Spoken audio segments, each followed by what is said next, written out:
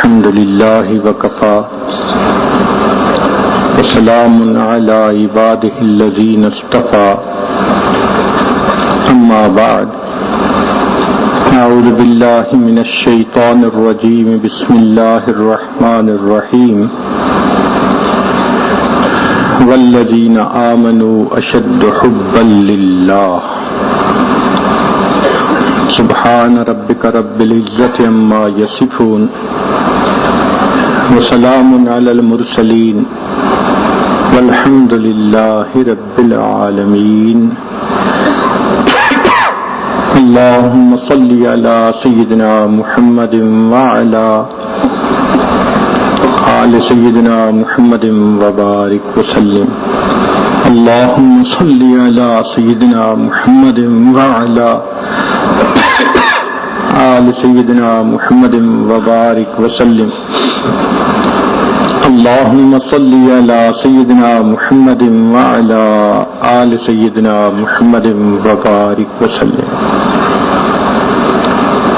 یہ وسیع و عریض کائنات جو ہمارے ارد گرد پھیلی ہوئی ہے،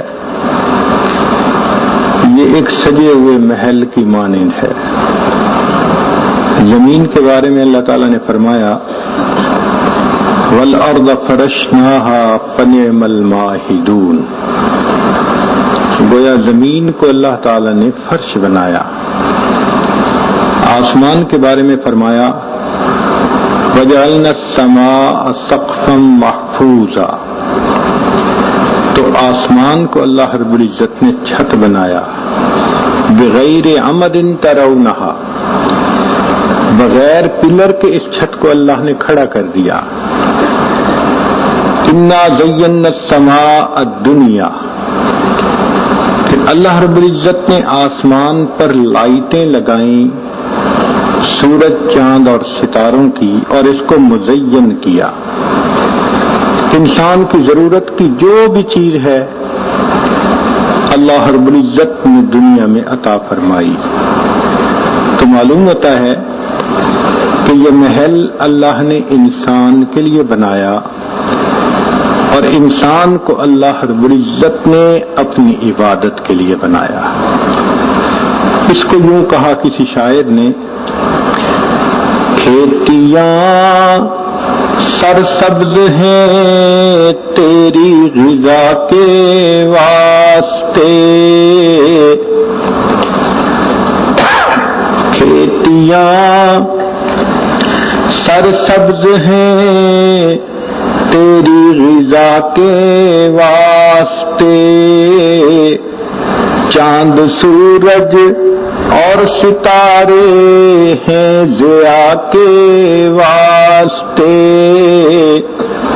بحر و بر شمس و قمر ماء و شما کے واسطے، یہ جہاں تیرے لیے ہے تو خدا کے واسطے.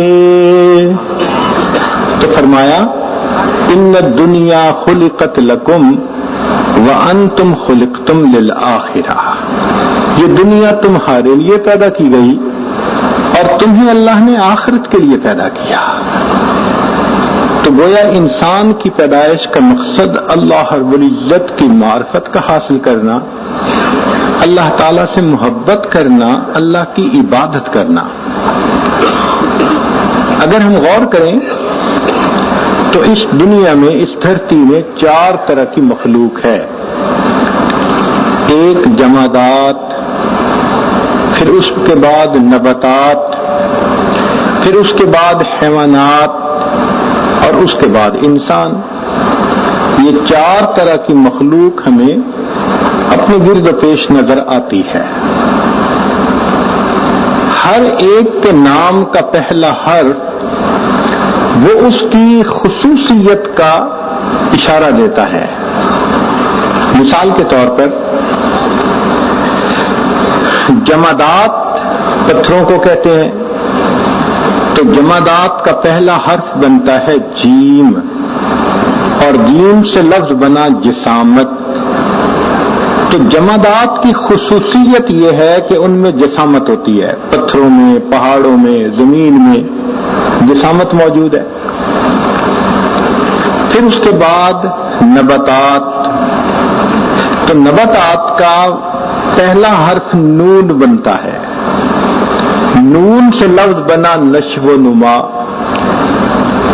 تو نباتات کے اندر جسامت بھی ہے اور ساتھ نشو و نما کا مادہ بھی ہے۔ آپ ایک پودے کو لگائیں تو چند سالوں کے بعد درخت بن جائے گا، تو وہ نشو و نما پاتا ہے۔ پتھر کو رکھیں تو کئی سالوں کے بعد بھی وہی پتھر ہے، اس کا وزن نہیں بڑھے گا۔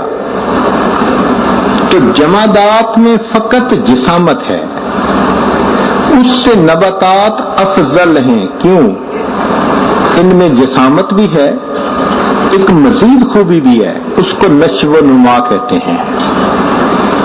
پھر حیوانات کو دیکھیں تو حیوانات کے اندر ایک مزید خوبی ہے جو اس کے پہلے حرف سے معلوم ہوئی۔ پہلا حرف ہے ہا، اور ہا سے لفظ بنا حرکت۔ تو حیوانات کے اندر جسامت بھی ہے، نشو و نما بھی ہے اور حرکت کا مادہ بھی ہے۔ چنانچہ بکری کے بچے کو یہاں کھڑا کریں، تھوڑی دیر میں بھاگ کے دوسری جگہ جائے گا، نشو و نما بھی پائے گا۔ تو اس میں تین خوبیاں ہوئی، جسامت بھی ہوئی، نشو و نما بھی ہوئی اور حرکت بھی ہوئی۔ اور ایک ہے انسان۔ اب اس انسان کے اندر نیچے کی تین خوبیاں بھی موجود، اس کی جسامت بھی ہے، یہ نشو و نما بھی پاتا ہے، یہ حرکت بھی کرتا ہے، مگر ایک اضافی صفت ہونی چاہیے جس کی وجہ سے یہ دوسروں سے اعلیٰ، وہ اس کے پہلے حرف سے معلوم ہوگی۔ پہلا حرف ہے الف، تو الف سے بنا انس، انس کا معنی ہوتا ہے محبت کرنا۔ تو انسان کے اندر جو اضافی صفت ہے جو اسے باقی مخلوق سے ممتاز کرتی ہے وہ ہے اللہ رب العزت سے محبت کرنا۔ یہ ایسی صفت ہے جو اس کو فرشتوں سے بھی ممتاز کر دیتی ہے۔ اس خاک کی مٹھی میں اللہ نے عشق کا ایسا مادہ رکھ دیا کہ اگر یہ اس سے اپنے دل کو بھر لے تو یہ اللہ کا محبوب بن جاتا ہے۔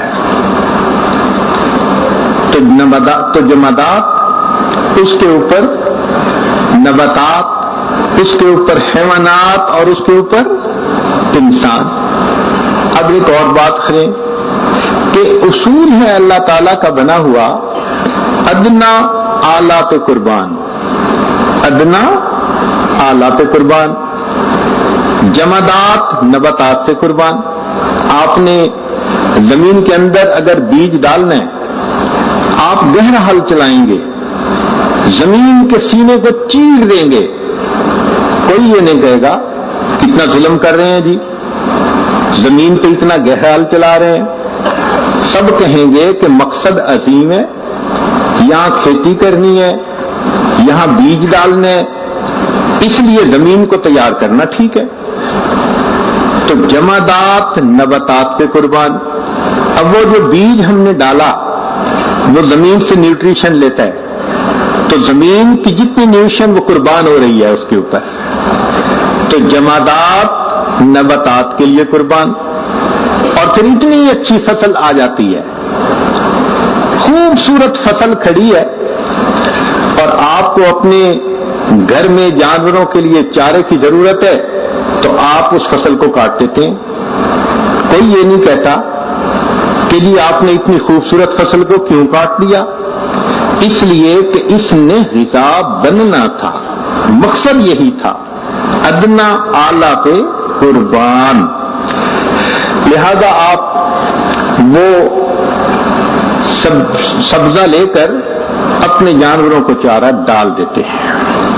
اب جانوروں نے وہ چارہ کھا لیا، پھر ایک وقت آتا ہے کہ انسان کو ضرورت پڑی تو بکری کو آپ نے ذبح کر دیا، مرغے کو ذبح کر دیا، تو یہ جانور کس کے لیے قربان ہو رہے ہیں؟ انسان کے لیے۔ کہ مقصد ان کا تھا اپنے آلہ پہ قربان. تو جمادات نباتات پہ قربان، نباتات حیوانات پہ قربان، اور حیوانات انسان کے لیے قربان، اور انسان رب رحمان پہ قربان. مقصد زندگی ہی یہی ہے کہ ہمارا اٹھنا بیٹھنا چلنا پھرنا، ان صلاتی و نسکی و محیایا و مماتی للہ رب العالمین.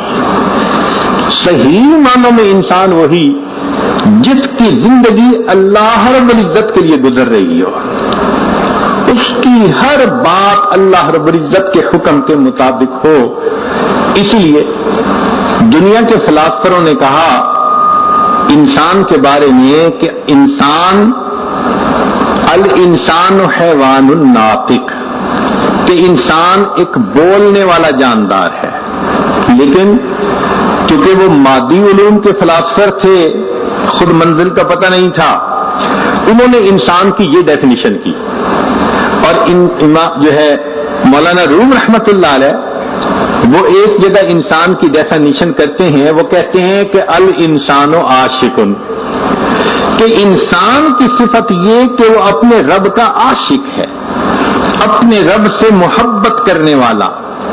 اور یہی چیز انسان کو اشرف المخلوقات بنا دیتی ہے. چنانچہ ہر انسان کو اللہ تعالی نے دو نعمتوں سے نوازا ہے، ایک دھڑکنے والا دل اور ایک پھڑکنے والا دماغ. یہ پھڑکنے والا دماغ علم کا برتن ہے اور یہ دھڑکنے والا دل عشق کا برتن ہے. برتن دیے اور اس کو بھرے نہ تو یہ واقعی مناسب نظر نہیں آتی. لہذا فرمایا کہ میرے بندو برتن تو ہم نے تمہارے بنا دیے ہیں، اب تم نے اپنی زندگی میں ان برتنوں کو بھرنا ہے. اپنے عقل کو ذہن کو علم نبوی سے بھر لو اور اپنے دلوں کو محبت نبوی سے بھر لو. اپنی عقل کو علم الہی سے بھر لو اور اپنے دلوں کو محبت الہی سے بھر لو. جو بندہ ان دونوں برتنوں کو خوب بھرے گا زندگی کی صحیح حقیقت کو وہی پہچانے گا. آپ غور کریں، انسان مختلف اعضاء سے مل کر بنا ہے. آنکھ، کان، زبان، دل، دماغ، ہاتھ، پاؤں، ہر ایک کا اپنا ایک فنکشن ہے.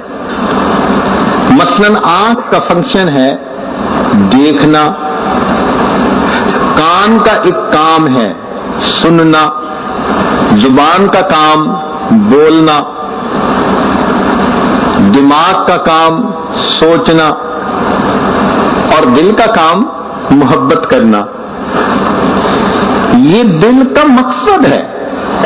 اسی لیے دنیا کا کوئی بھی انسان ہو وہ یہ نہیں کہہ سکتا کہ مجھے کسی سے محبت نہیں، لازماً محبت ہوگی.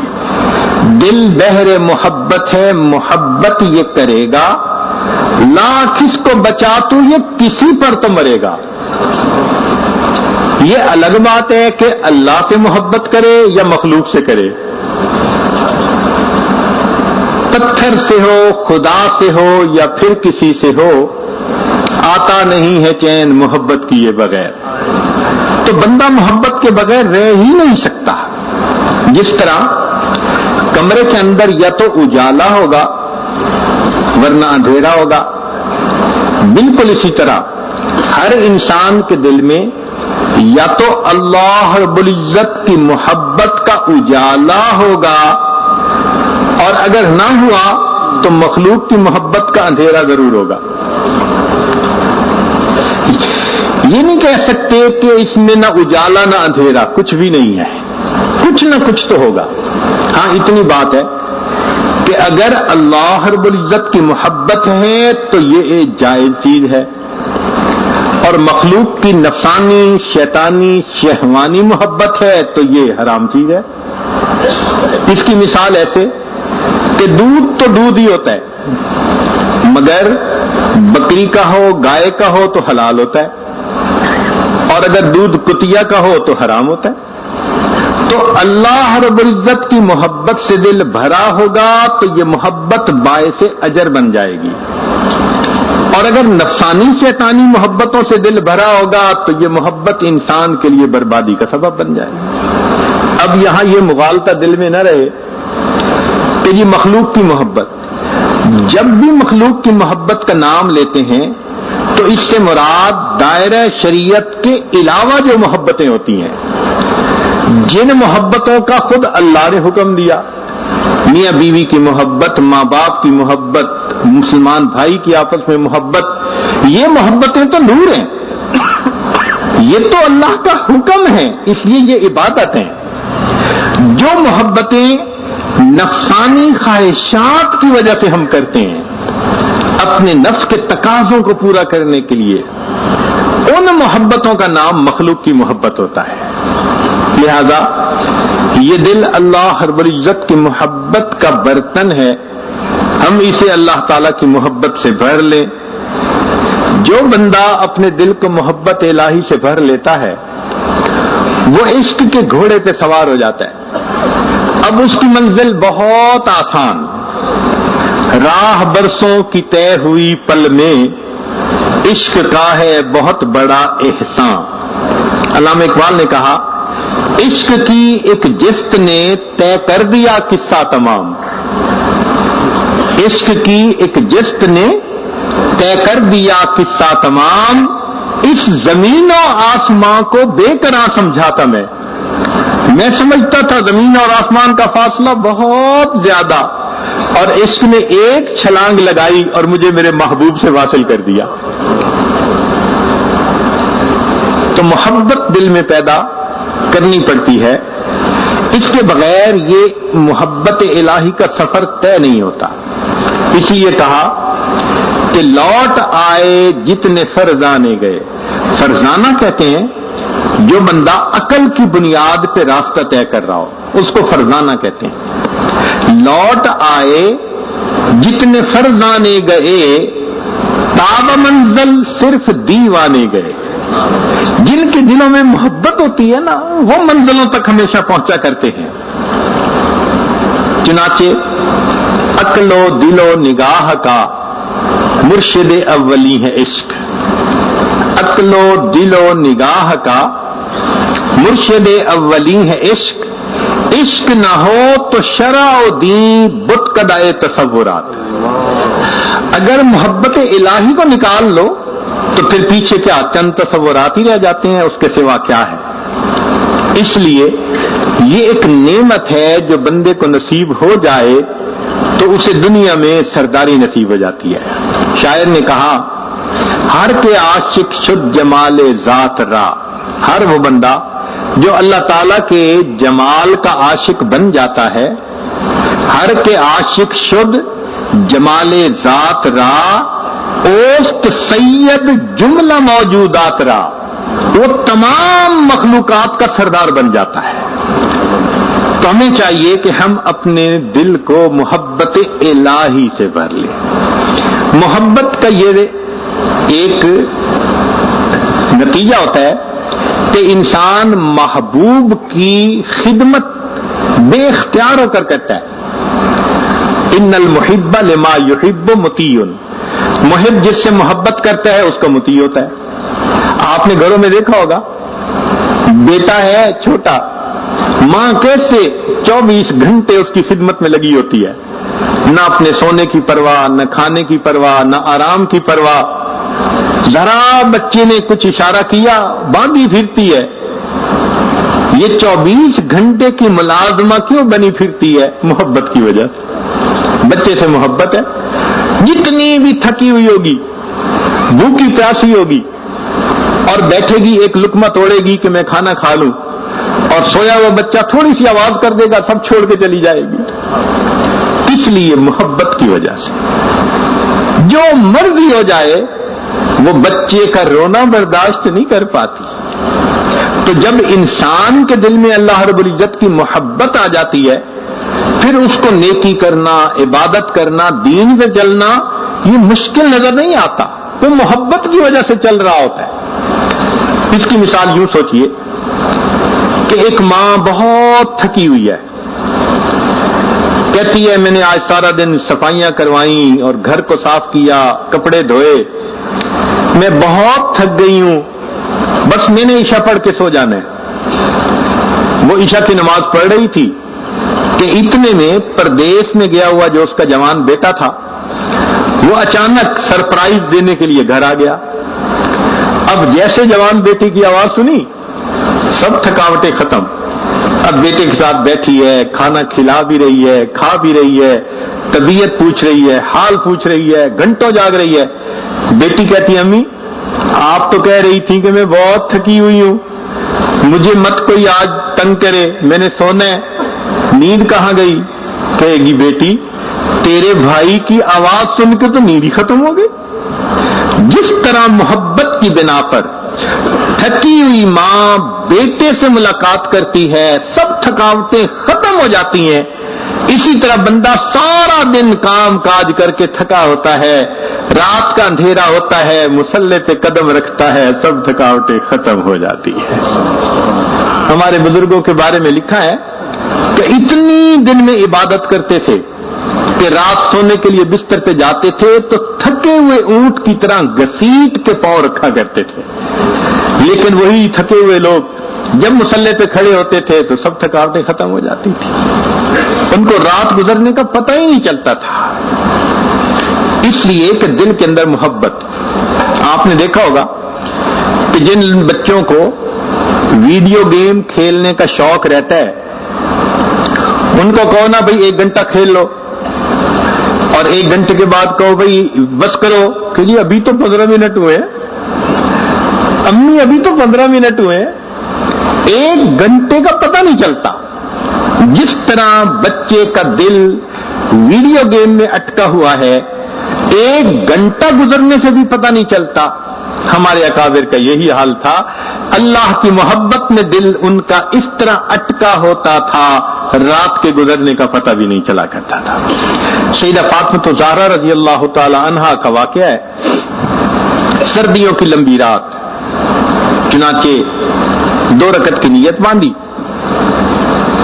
طبیعت میں کچھ ایسا سوز تھا، محبت تھی، تلاوت کرتی رہیں، جب سلام پھیرا تو دیکھا کہ یہ تو صبح صادق کا وقت قریب ہے، تو دعا کے لیے ہاتھ اٹھائے اور دعا مانگنے لگی، اللہ میں نے تو 2 ہی رکعت کی نیت باندھی تھی، تیری راتیں کتنی چھوٹی ہیں، میری 2 رکعت میں تیری ساری رات ختم ہو گئی۔ ان کو راتوں کے چھوٹا ہونے کا شکوہ رہا کرتا تھا، دل چاہتا تھا کہ اور زیادہ اللہ کی عبادت کرے۔ چنانچہ اگر کہیں دل اٹکا ہوا ہو کسی کا اور ادھر سے فون کال آ جائے اور اس وقت دوسرا بندہ کہے جی میں نے آپ سے بات کرنی ہے، تو بوجھ لگتا ہے کہ مجھے یہ کال کیوں بند کرنی پڑی۔ صحابہ رضی اللہ عنہم کا حال بالکل ایسے تھا۔ چنانچہ 2 صحابی تھے، نبی علیہ السلام نے ان کے ذمہ کام لگایا۔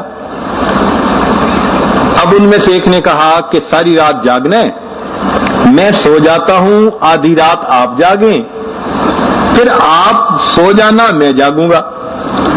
اب جو جاگ رہے تھے ان کو محسوس ہوا کہ جو کام میرے ذمہ لگایا ہے وہ کرنے کا وقت آ گیا، چنانچہ انہوں نے اپنے ساتھی کو جگایا اور کہا کہ میں سورہ کہف پڑھ رہا تھا، اگر مجھے اپنے فرض منصبی میں کوتاہی کا ڈر نہ ہوتا تو میں آج سورہ کہف کو مکمل پڑھے بغیر سلام نہ پھیرتا۔ تمنا ہوتی تھی۔ یہ محبت ایسی عجیب چیز ہے کہ انسان مصلے پہ کھڑا ہوتا ہے اس کا دل نہیں چاہتا سلام پھیرنے کا۔ مولانا یحییٰ رحمۃ اللہ علیہ لمبا سجدہ کرتے تھے، کسی نے کہا کہ حضرت اتنا لمبا سجدہ؟ فرمان لگے ہاں، جب میں سجدہ کرتا ہوں تو مجھے یوں محسوس ہوتا ہے کہ جیسے میں نے اپنے آقا کے قدموں پہ سر رکھ دیا، سر اٹھانے کو دل نہیں چاہتا۔ یہ کیفیت ہوتی ہے پھر انسان کی۔ تو دل میں اگر محبت ہو تو پھر انسان کو ان عبادات میں لذت ہی عجیب ہوتی ہے۔ اس کو ایک شاعر نے ذرا عجیب انداز سے بیان کیا۔ آپ اپنے گھر کسی مزدور کو لائیں اور اس کو کہیں کہ بھئی یہ پتھر توڑنے ہیں، وہ مزدور پیشاب ہتھوڑا مارتا رہے گا، پتھر توڑتا رہے گا، لیکن اس کا انٹرسٹ نہیں ہے، وہ بے دلی کے ساتھ کام کر رہا ہے کہ جلدی 8 گھنٹے ختم ہو اور میری جان چھوٹے. اس کی کیفیت یہ ہوتی ہے. اور ایک آدمی تھا جس کا نام تھا فرہاد، اس کا دل کہیں اٹک گیا تھا، تو لوگوں نے کہا کہ میاں اس پہاڑ کو کھودو گے نا تو ہم تمہارا اس سے نکاح کر دیں گے. اس نے تیشہ لیا اور پہاڑ کو کھودنا شروع کیا، لیکن وہ جو تیشہ مارتا تھا نا اس کا جذبہ ہی کچھ اور تھا.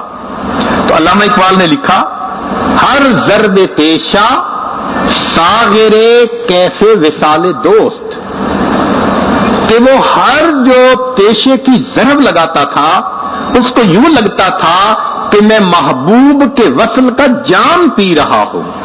ہر ضرب تیشہ ساغرے کیفے وصال دوست. فرہاد میں جو بات ہے مزدور میں نہیں. فرہاد تو کچھ اور محبت سے تیشہ مارتا تھا، تو مزدور تو کسی اور کے. آج سچی بات ہے ہم مزدور کی نمازیں پڑھتے ہیں کہ کب 4 رکعت ختم ہوگی، کب 20 رکعت تراویح ختم ہوگی، اور ہمارے اکابر وہ فرہاد کی نمازیں پڑھا کرتے تھے. ایک ایک رکعت میں ان کو مزہ آتا تھا. تو یہ محبت الہی کی کمی کی وجہ سے پھر انسان کی دلچسپی ختم ہو جاتی ہے. اس لیے ہمیں چاہیے کہ ہم اپنے دل میں اللہ رب العزت کی محبت کو بڑھائیں، پیدا کریں. اگر یہ محبت نصیب ہو گئی تو سب کام ہمارے لیے آسان ہو جائیں گے. نالا ہے بلبل شوریدہ تیرا خام ابھی، اپنے سینے میں ذرا اور اسے تھام ابھی. پختہ ہوتی ہے اگر مصلحت اندیش و عقل، عشق ہو مصلحت اندیش تو ہے خام ابھی. عشق فرمود ہے قاصد سے صبح گام عمل، عقل سمجھی ہی نہیں مانی پیغام ابھی. بے خطر کود پڑا آتش نمرود میں عشق، عقل ہے محو تماشائے لبے بام ابھی. عقل کھڑی سوچتی رہ جاتی ہے اور عشق محبوب کے اشارے پر فوراً سجدہ کر دیتا ہے. یہی تو مسئلہ تھا کہ شیطان نے اللہ کی عبادت تو کی، علم بھی اس کے پاس تھا، عشق کی نعمت سے معروم تھا.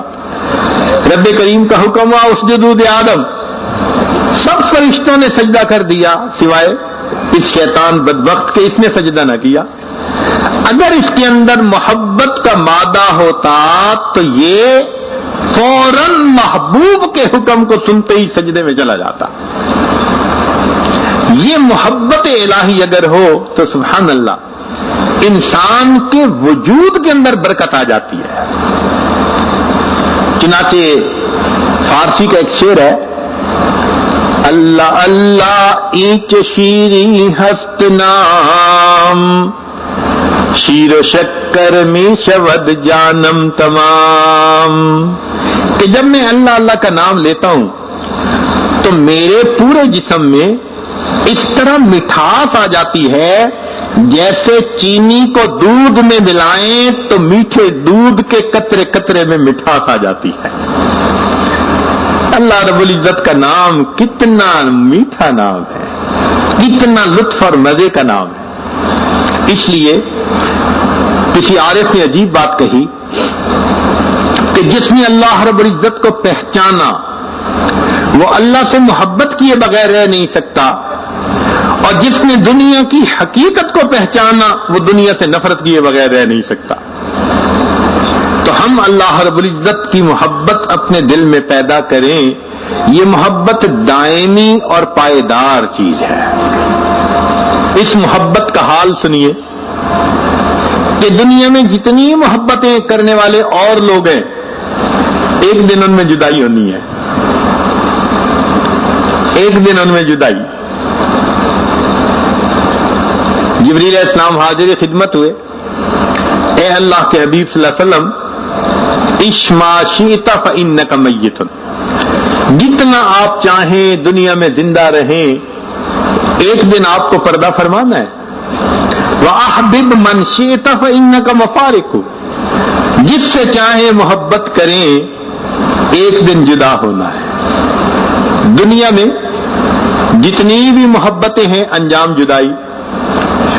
حتیٰ کہ میاں بیوی کی محبت جتنی سچی جتنی پکی ہو بالآخر موت جدائی کر دیتی ہے ایک دوسرے سے جدا.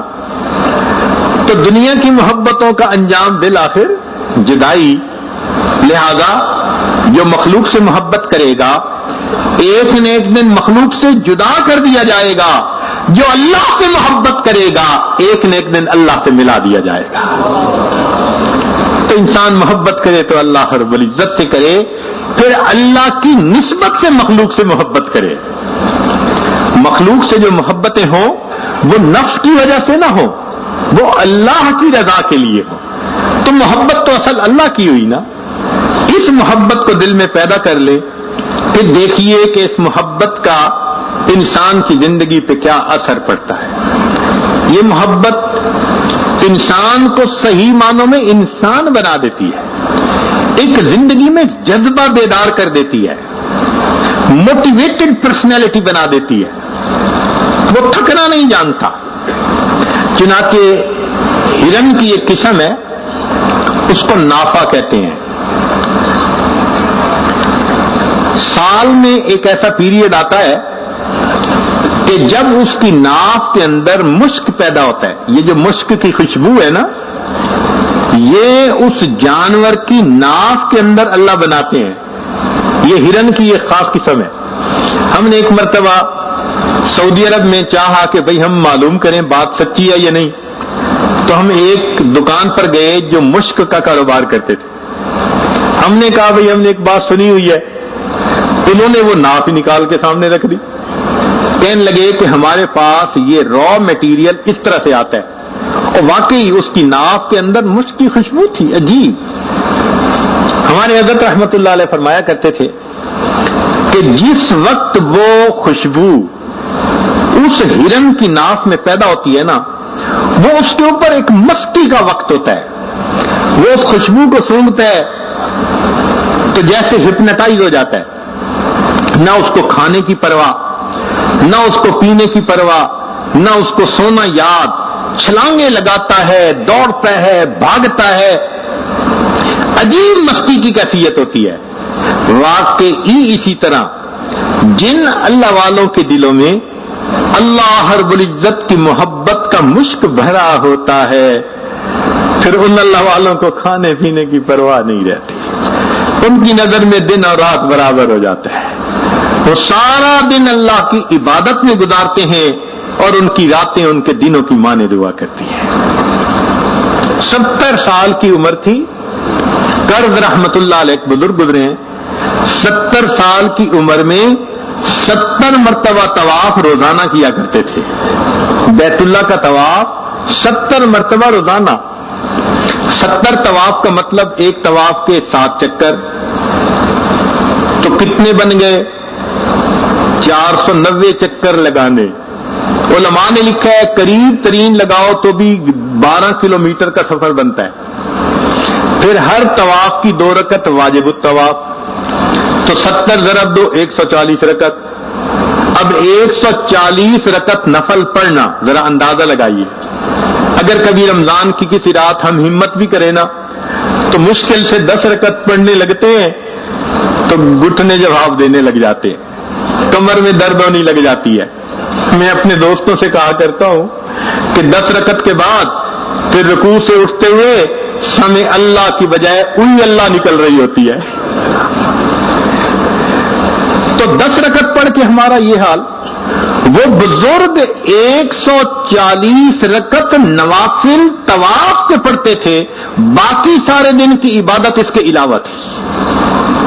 70 سال کی عمر میں اتنی عبادت کیسے کر لیتے تھے؟ ہم نے زندگی میں ایسے بزرگوں کو دیکھا ہے جن کا معمول تھا کہ وہ ایک قرآن مجید روزانہ پڑھا کرتے تھے. مجھے اپنی زندگی میں 2 اساتذہ ایسے ملے ہیں, الحمدللہ ہم ان کو دیکھتے تھے ہر وقت قرآن ان کی زبان پہ, بس ان کے ہونٹ حرکت کر رہے ہوتے تھے, اور کسی ٹینشن کے بغیر, کسی اظہار کے بغیر بڑے پرسکون طریقے سے وہ گھر کے کام بھی کرتے تھے، وہ شاگردوں کو پڑھاتے بھی تھے، کھاتے بھی تھے، پیتے بھی تھے، مگر اس کے بعد ہر وقت ان کی زبان پہ قرآن صبح کے وقت شروع کرتے تھے، عصر کی نماز کے وقت روزانہ ان کا قرآن مجید مکمل ہو جاتا تھا۔ آج کے دور میں کسی سے پوچھیں کہ جی آپ کتنا کلمہ کا ذکر کرتے ہیں، کوئی کہے گا جی 200 مرتبہ، 500 مرتبہ، 1000 مرتبہ، کوئی کہے تو بڑی چھلانگ لگائی۔ آج کے دور میں ایسے بھی لوگ ہیں جو اپنے احوال لکھتے ہیں تو پتہ چلتا ہے 40,000 مرتبہ کلمے کا روزانہ ذکر کرتے ہیں۔ ایسے نوجوان ہیں رمضان المبارک کے 30 دنوں میں 30 مرتبہ قرآن مجید مکمل کرتے ہیں۔ ان نوجوانوں میں یہ جذبہ کیسے آ جاتا ہے؟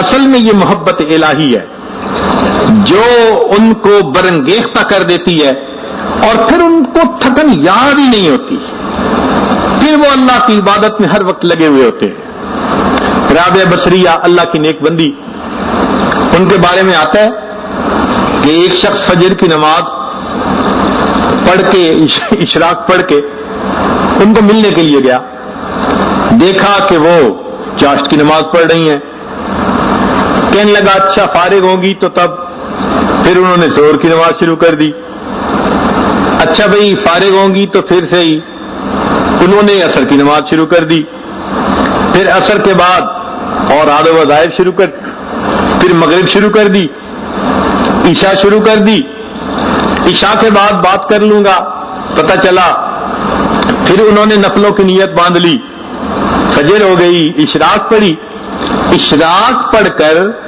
بیٹھے بیٹھے ان کو نیند آ گئی، اونگ آ گئی، تھوڑی دیر آنکھیں بند ہوئیں، ہڑبڑا کے اٹھی اور کہنے لگیں اللہم انی اعوذ بک من عین لا تشبع من النوم، اللہ میں ایسی آنکھوں سے تیری پناہ مانگتی ہوں جو نیند سے بھرتی نہیں ہے۔ بیٹھے بیٹھے اونگ آ گئی اور اس پر اللہ کی پناہ مانگتی ہیں۔ یہ اللہ والوں کا حال ہوتا ہے، کیوں؟ ان کے دل میں محبت ہوتی ہے، وہ محبت ان کو پھر پیچھے نہیں رہنے دیتی۔ اسی لیے جس طرح ایک آدمی کا نکاح ہو، شادی ہو، تو وہ رات کا منتظر ہوتا ہے کہ میں کب اپنے گھر والوں سے ملاقات کروں گا، جس طرح دلہا دلہن سے ملاقات کے لیے رات کے اندھیرے کا منتظر رہتا ہے، اللہ والے اپنے اللہ کی عبادت کے لیے رات کے اندھیرے کے منتظر ہوا کرتے ہیں۔ اس محبت کو اپنے اندر پیدا کرنے کی ضرورت ہے، چنانچہ جو مخلوق کی نفسانی محبتیں ہیں ان سے انسان کے دل میں ظلمت آتی ہے، اللہ رب العزت کی محبت سے انسان کے دل میں نور آتا ہے، مخلوق کی محبت سے چہروں پہ ویرانی آتی ہے، اللہ کی محبت سے چہروں پہ تازگی آتی ہے، مخلوق کی محبت سے دلوں میں بے چینی آتی ہے، اللہ کی محبت سے دل میں سکون آتا ہے۔ مخلوق کی محبتوں کا بالآخر انجام برا، اور اللہ رب العزت کی محبت کا ہمیشہ انجام اچھا۔ مخلوق کی محبت میں بالآخر بدنامی، اور اللہ رب العزت کی محبت میں بالآخر نیک نامی۔ پھر مخلوق کی محبت میں حاسد بھی ہوتے ہیں کہ ایک ہی بندے سے کئی محبت کرنے والے آپس میں حاسد، اور یہاں معاملہ اور ہے کہ ایک ہی اللہ سے جتنے بھی محبت کرنے والے ہوں ان کے دلوں میں آپس میں بھی ایک دوسرے سے محبت ہوتی ہے۔ یوں تو ہوتی ہے رقابت لازمن عشاق میں، یوں تو ہوتی ہے رقابت لازمن عشاق میں، عشق مولا ہے مگر اس تہمت بد سے بری۔ اللہ کے عشق میں یہ تہمت نہیں ہے کہ جی دو عاشقوں میں حسد ہے، نہیں، آپس میں محبت ہوتی ہے۔ اس لیے ہمیں چاہیے کہ مرنے والوں اور ڈھلنے والوں سے محبت کیا کرنی، محبت اس ذات سے کریں جو حی و قیوم ذات ہے۔ اس لیے مولانا روم رحمۃ اللہ علیہ فرماتے ہیں عشق با مردہ نہ باشد پائیدار، مرنے والوں سے عشق پائیدار نہیں ہوتا۔ جو نوجوان پھنسے ہوئے ہوتے ہیں، انوالو ہوتے ہیں، وہ ذرا اس شعر کو یاد کریں عشق با مردہ نباشد پائیدار، عشق را با حی و با قیوم دار۔ عشق تو اس ذات سے کریں جو ہمیشہ زندہ رہنے والی ذات ہے۔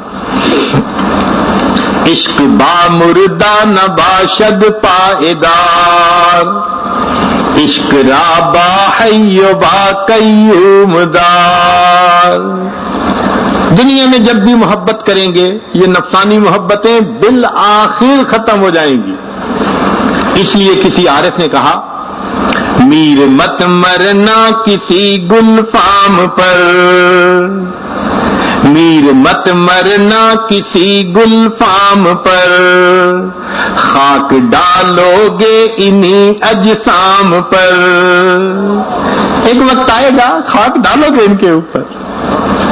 تو ہمیں چاہیے کہ ہم اللہ رب العزت کی محبت اپنے، جس شخص کے دل میں اللہ کی محبت نہیں وہ اللہ کی نظر میں لکڑی پتھر سے زیادہ کوئی وقت نہیں رکھتا، نہ ان کے اندر محبت نہ اس کے اندر محبت۔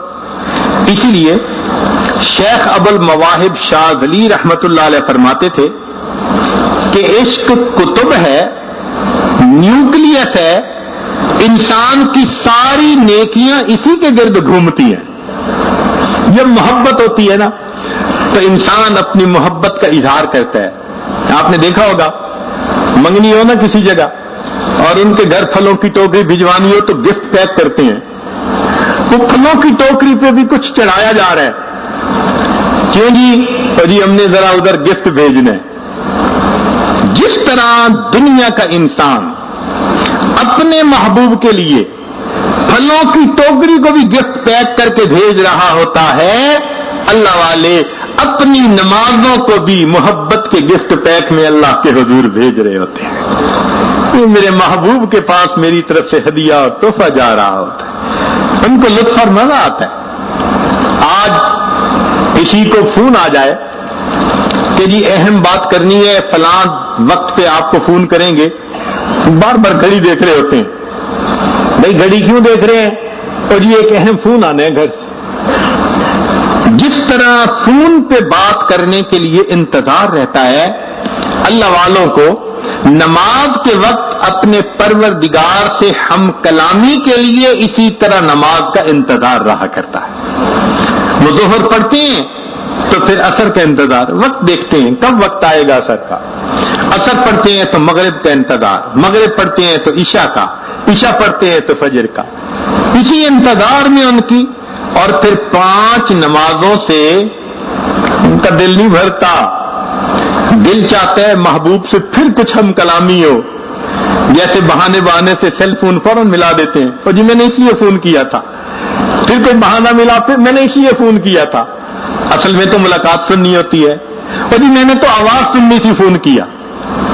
بالکل اسی طرح اللہ والوں کا بھی حال ہوتا ہے کہ 5 نمازوں سے دل کا جذبہ ٹھنڈا نہیں ہوتا، وہ نفلوں کو اللہ تعالی سے ہم کلامی کا بہانہ بنا لیتے ہیں۔ وضو کیا اور جی میں تحیۃ الوضو پڑھ لوں، مسجد میں قدم رکھا جی میں تحیۃ المسجد پڑھ لوں، جی میں اشراق پڑھتا ہوں، میں چاش پڑھتا ہوں، میں اوابین پڑھتا ہوں، میں تہجد پڑھتا ہوں، میں صلاۃ التسبیح پڑھ لیتا ہوں۔ وہ بہانے ڈھونڈ رہے ہوتے ہیں اللہ تعالیٰ سے ہم کلامی کے، ان کو لطف اور مزہ آ رہا ہوتا ہے اس نماز پڑھنے میں۔ لیکن ایک نابالغ بچہ جس طرح بلوغ کی لذتوں سے واقف نہیں، وہ حیران ہوگا اگر اس کو کوئی کہے کہ مجھے گھر جانے کا کتنا انتظار ہے۔ بالکل اسی طرح ہم روحانی طور پر ابھی نابالغ ہیں، ہمیں ان بلوغ کی لذتوں کا بھی پتہ نہیں چلتا کہ یہ کیسے ہوتا ہے۔ چنانچہ اگر کسی کو کہیں کہ جی امام اعظم ابو حنیفہ رحمۃ اللہ علیہ نے 40 سال عشاء کے وضو فجر کی نماز پڑھی، یہ معمول تھا، حیران ہوتے ہیں، وہ جی 40 سال، جی بالکل 40 سال عشاء کے وضو فجر کی نماز پڑھنے کا معمول تھا۔ اب اگر ایک بندہ علم حاصل کرے اور اس کے بعد مدرسے میں ساری زندگی پڑھاتا رہے، 40 سال 40 سال عشاء کے وضو فجر کی نماز پڑھی، یہ معمول تھا، اب اگر ایک بندہ علم حاصل کرے اور اس کے بعد مدرسے میں ساری زندگی پڑھاتا رہے، 40 سال 40 سال عشاء کے وضو فجر کی نماز پڑھی، یہ معمول تھا۔ اب اگر ایک بندہ تو ان کے بارے میں کیا کہتے ہیں؟ اور یہ ساری زندگی حدیث پڑھنے میں گزار دی. عرف میں ایسے ہی کہتے ہیں نا. اس کا کیا مطلب کہ درمیان میں کبھی چھٹی بھی نہیں ہوتی؟ عرف میں بات کی جاتی ہے کہ جی ساری زندگی حدیث کی خدمت میں گزار دی. اسی طرح ان کا معمول تھا عشاء کی نماز کے وضو سے فجر کی نماز کا پڑھنا. یہ 40 سال رہا. لوگ حیران ہوتے ہیں, ہمیں اس پر کوئی حیرانی نہیں ہوتی. ایک مرتبہ ہمارے حضرت مرشد عالم رحمت اللہ علیہ خواجہ غلام حبیب رحمت اللہ علیہ, ان کے ساتھ ہمیں ایک جگہ جانے کا موقع ملا. مری ایک پہاڑی علاقہ ہے, بہت ٹھنڈا ٹورسٹ پلیس ہے. رمضان المبارک میں وہاں پر ایک رات ایسی ہوتی ہے کہ وہ مختلف قراء کو بلاتے ہیں پورے ملک سے, اور وہ قراء آ کے تراویح جو ہے وہ پڑھاتے ہیں 2-2 رکعت, اور وہ چنے ہوئے قراء ہوتے ہیں. اس جگہ کی ایک عجیب خوبی کہ اس وقت تقریباً 42 سال اس جگہ پر قراء کو تراویح پڑھاتے گزر گئے, آج تک اس مصلی پر کسی کو متشابہ نہیں لگا. وہ کھڑے ہی اس کو کرتے ہیں کہ جس کو پورا قرآن ایسے یاد ہوتا ہے جیسے عام لوگوں کو سورہ فاتحہ یاد ہوتی ہے. کبھی متشابہ ہی نہیں لگا, رام ہی سے پڑھ رہے ہوتے ہیں جو پڑھتے ہیں وہاں. ہمیں ایک مرتبہ اللہ نے موقع دے دیا. اب ذرا سنیے گا, ہمارے حضرت رحمت اللہ علیہ کی عمر تقریباً 90 سال تھی. 90 سال بڑھاپے کی عمر, اور پھر شوگر کی بیماری بھی تھی. پھر شوگر کا مریض اور بھی زیادہ مسئلہ. حضرت نے روزہ افطار کیا اور اس کے بعد حضرت نے وضو تازہ فرمایا, اور وضو تازہ کرنے کے بعد حضرت نے کہا کہ مجھے مسجد جلدی لے چلو, بعد میں رش ہو جائے گا, اب میں اگلی صف میں پہنچ جاؤں. چنانچہ اگلی صف میں حضرت تشریف لے آئے. عشاء کی نماز ہوئی, پھر تراویح شروع ہوئی. تراویح بہت لمبی چلی, حتیٰ کہ جب وتر ختم ہوئے تو روزہ کی سحری کا وقت ختم ہونے میں 1 گھنٹہ صرف باقی تھا. تو اعلان کر دیا مسجد والوں نے کہ سب لوگوں کے سحری کا انتظام ہے, فوراً دسترخوان پہ پہنچیں اور فوراً سحری کھائیں. چنانچہ اتنا وسیع انتظام تھا کہ سارے لوگوں نے آدھے پونے گھنٹے کے اندر سحری مکمل کر لی. اب آپ کو پتہ ہی ہے کہ عشاء کا وضو کیا ہوا اور ادھر سحری کا وقت. تو یہ آج حضرت کے قریب ہوا اور پوچھا کہ حضرت آپ وضو کے لیے تشریف لے جائیں گے؟ فرمایا نہیں, ادھر ہی سحری کھاؤں گا. حضرت نے سحری کھا لی. سحری کھانے کے بعد تو اچھے بھلے صحت مند نوجوان کو بھی واش روم کی ضرورت محسوس ہوتی ہے. میں پھر قریب ہوا, حضرت اب تو آپ نے سحری کر لی, وضو کے لیے تشریف لے جائیں گے؟ تو میری طرف دیکھ کر فرمانے لگے میرا وضو کوئی کچا دھاگا ہے. یہ الفاظ فرمائے کہ میرا وضو کوئی کچا دھاگا ہے. سوچئے ذرا, مغرب کے بعد وضو کیا ہے, رات گزر گئی اور پھر صبح سحری بھی کر لی, اور سحری کے بعد یہ فرمایا. تو میں نے دل میں سوچا کہ اچھا حضرت فجر پڑھ کے جائیں گے. حضرت نے فجر کی نماز کا سلام پھیرا تو حضرت منبر پر آ کر بیٹھ گئے اور فرمانے لگے قراء حضرات کو کہ ساری رات تم نے مجھے قرآن سنایا, اب میں تمہیں قرآن سناؤں گا. ہمارے حضرت تو قرآن کے عاشق تھے اور ان کا قرآن مجید کا درس معروف درس تھا. جب قرآن بیان کرتے تھے یقین جانیے چڑیا کو بھی پر مارنے کی اجازت نہیں ہوتی تھی. ایسے لوگوں کے اوپر نور ہوتا تھا, تاثیر ہوتی تھی. تو حضرت درس دینے بیٹھ گئے. ہم نے سوچا کہ چلو بھائی, جیسے ہم مسجدوں میں 10 منٹ کی تعلیم کرتے ہیں رمضان میں کہ بھائی لوگ تھکے ہوئے ہیں جلدی فارغ کر دو, تو آج حضرت بھی 10 منٹ کا درس دیں گے. نہیں, فل قرآن مجید کا درس دیا حتیٰ کہ اشراق کا وقت ہو گیا. اس کے بعد حضرت نے پھر سب کو کہا کہ اچھا بھائی اشراق پڑھ لیجئے. اشراق پڑھنے کے بعد ہمارے حضرت واپس آئے اور انہوں نے آ کر اس وقت وضو کیا. لوگ عشاء کے وضو سے فجر کی نماز پہ حیران ہوتے ہیں. ہم نے اللہ والے کو 90 سال شوگر کی بیماری کے ساتھ عشاء کے وضو سے اشراق کی نماز پڑھتے دیکھا ہے. تو جن کے دل میں محبت ہوتی ہے وہ ایک ڈفرینٹ انسان ہو جاتا ہے. اس کو پھر عبادات میں ایسا مزہ، جیسے مچھلی پانی کے اندر پرسکون ہو جاتی ہے، اللہ والے مصلی پہ آ کے اس طرح پرسکون ہو جاتے ہیں. المؤمن فی المسجد کالسمک فی الماء، پرسکون ہو جاتا ہے. یہ محبت الہی آج دلوں میں کم ہونے کی وجہ سے تلاوت مشکل، مراقبہ مشکل، عبادت مشکل، تہجد میں اٹھنا مشکل. یہ سب مشکلات اس محبت الہی کی کمی کی وجہ سے. دیکھیں، ایک پودے کے اندر ڈی ہائیڈریشن ہو جائے نا تو اس کے پھل بھی مرجھا جائیں گے، پتے بھی، وہ خود بھی. اور ایک پودا بالکل تر و تازہ، کیوں؟ اس کو پانی صحیح مل رہا ہے. آج محبت الہی کی ڈی ہائیڈریشن ہوئی ہے. نماز کو دل نہیں چاہتا، صبح اٹھنا چاہتے ہیں، فجر میں آنکھ نہیں کھلتی. چنانچہ وہ احباب جو کہتے ہیں جی میری تو کمر میں درد ہے حضرت، فجر کی نماز میں مجھ سے نہیں اٹھا جاتا، جو یہ کہتے ہیں نا، ٹھیک فجر کے 1 گھنٹے بعد جب ان کو کاروبار کے لیے جانے کا وقت ہوتا ہے نا، اس وقت نہا کے ناشتہ کر کے وہ ایسے بھاگے جا رہے ہوتے ہیں جیسے ان کے اندر جاپانی سیل فٹ کر دی ہے کسی نے. اب کمر کی درد کدھر گئی بھائی؟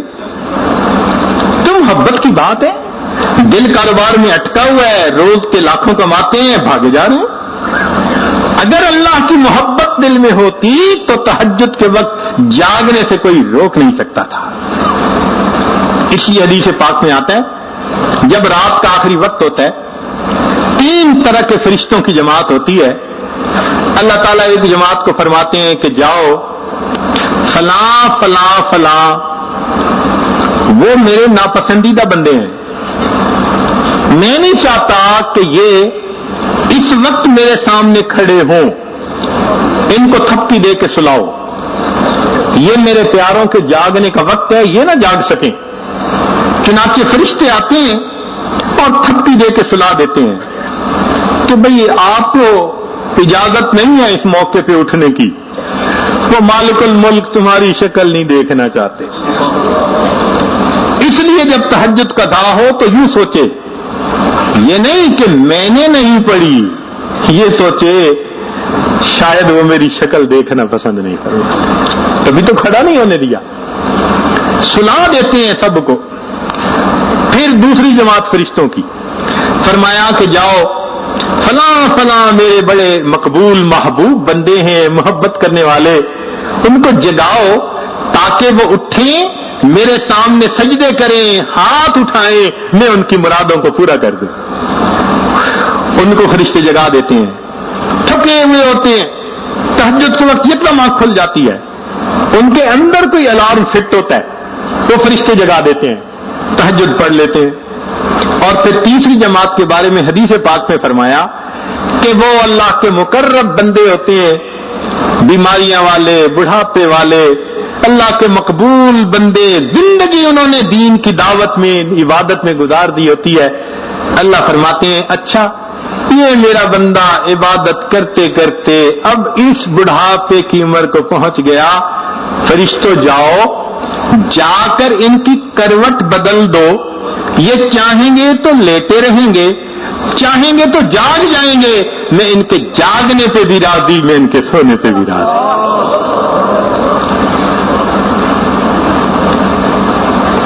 تو جب اللہ رب العزت کی محبت دل میں ہو تو پھر تہجد میں اٹھنا کوئی مشکل کام نہیں ہوتا. اس لیے شیخ ابو المواہب شاہ ولی رحمت اللہ علیہ فرماتے ہیں کہ عشق کتب ہے، یعنی اللہ رب العزت کی محبت یہ نیوکلیس ہے اور اس کے گرد سب عبادتیں گھومتی ہیں. جتنی یہ محبت مضبوط ہوگی ہر چیز اپنی اپنی جگہ پہ کام کرتی رہے گی. لہذا یہ محبت نہ ہو تو انسان نماز کو حاکم کی بیگار سمجھ کے پڑھتا ہے، اور جب یہ محبت ہو تو انسان نماز کو سبب لقائے یار سمجھ کے پڑھا کرتا ہے۔ آج اس محبت کو دل میں بڑھانے کی اور پیدا کرنے کی ضرورت ہے۔ اس لیے حضرت مجذوب رحمۃ اللہ علیہ نے عجیب شعر فرمایا، بندگی سے ہمیں تو مطلب ہے، بندگی سے ہمیں تو مطلب ہے، ہم ثواب و عذاب کیا جانے۔ بندگی سے ہمیں تو مطلب ہے، ہم ثواب و عذاب کیا جانے، کس میں کتنا ثواب ملتا ہے، عشق والے حساب کیا جانے۔ تو عشق والے تو محبت میں نماز پڑھ رہے ہوتے ہیں، اسی لیے یہ محبت عجیب۔ علامہ سیوطی رحمۃ اللہ علیہ نے الاتقان میں ایک عجیب بات لکھی ہے، وہ فرماتے ہیں کہ آدم علیہ الصلوۃ والسلام کو اللہ رب العزت نے 20 مرتبہ میسج بھیجا، جبریل علیہ السلام کے ذریعے وحی بھیجی۔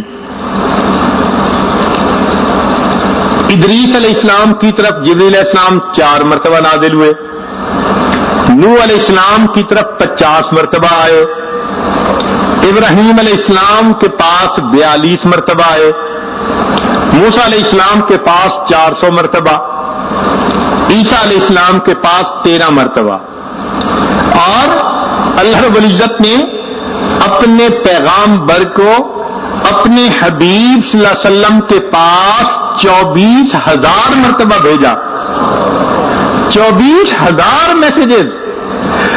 اور پھر نبی علیہ السلام کی محبت کا یہ حال تھا کہ جبرائیل کے آنے کی انتظار رہتی تھی تو آسمان کی طرف دیکھتے تھے کہ جبرائیل کب آ رہا ہے میرے آقا کا پیغام لے کے۔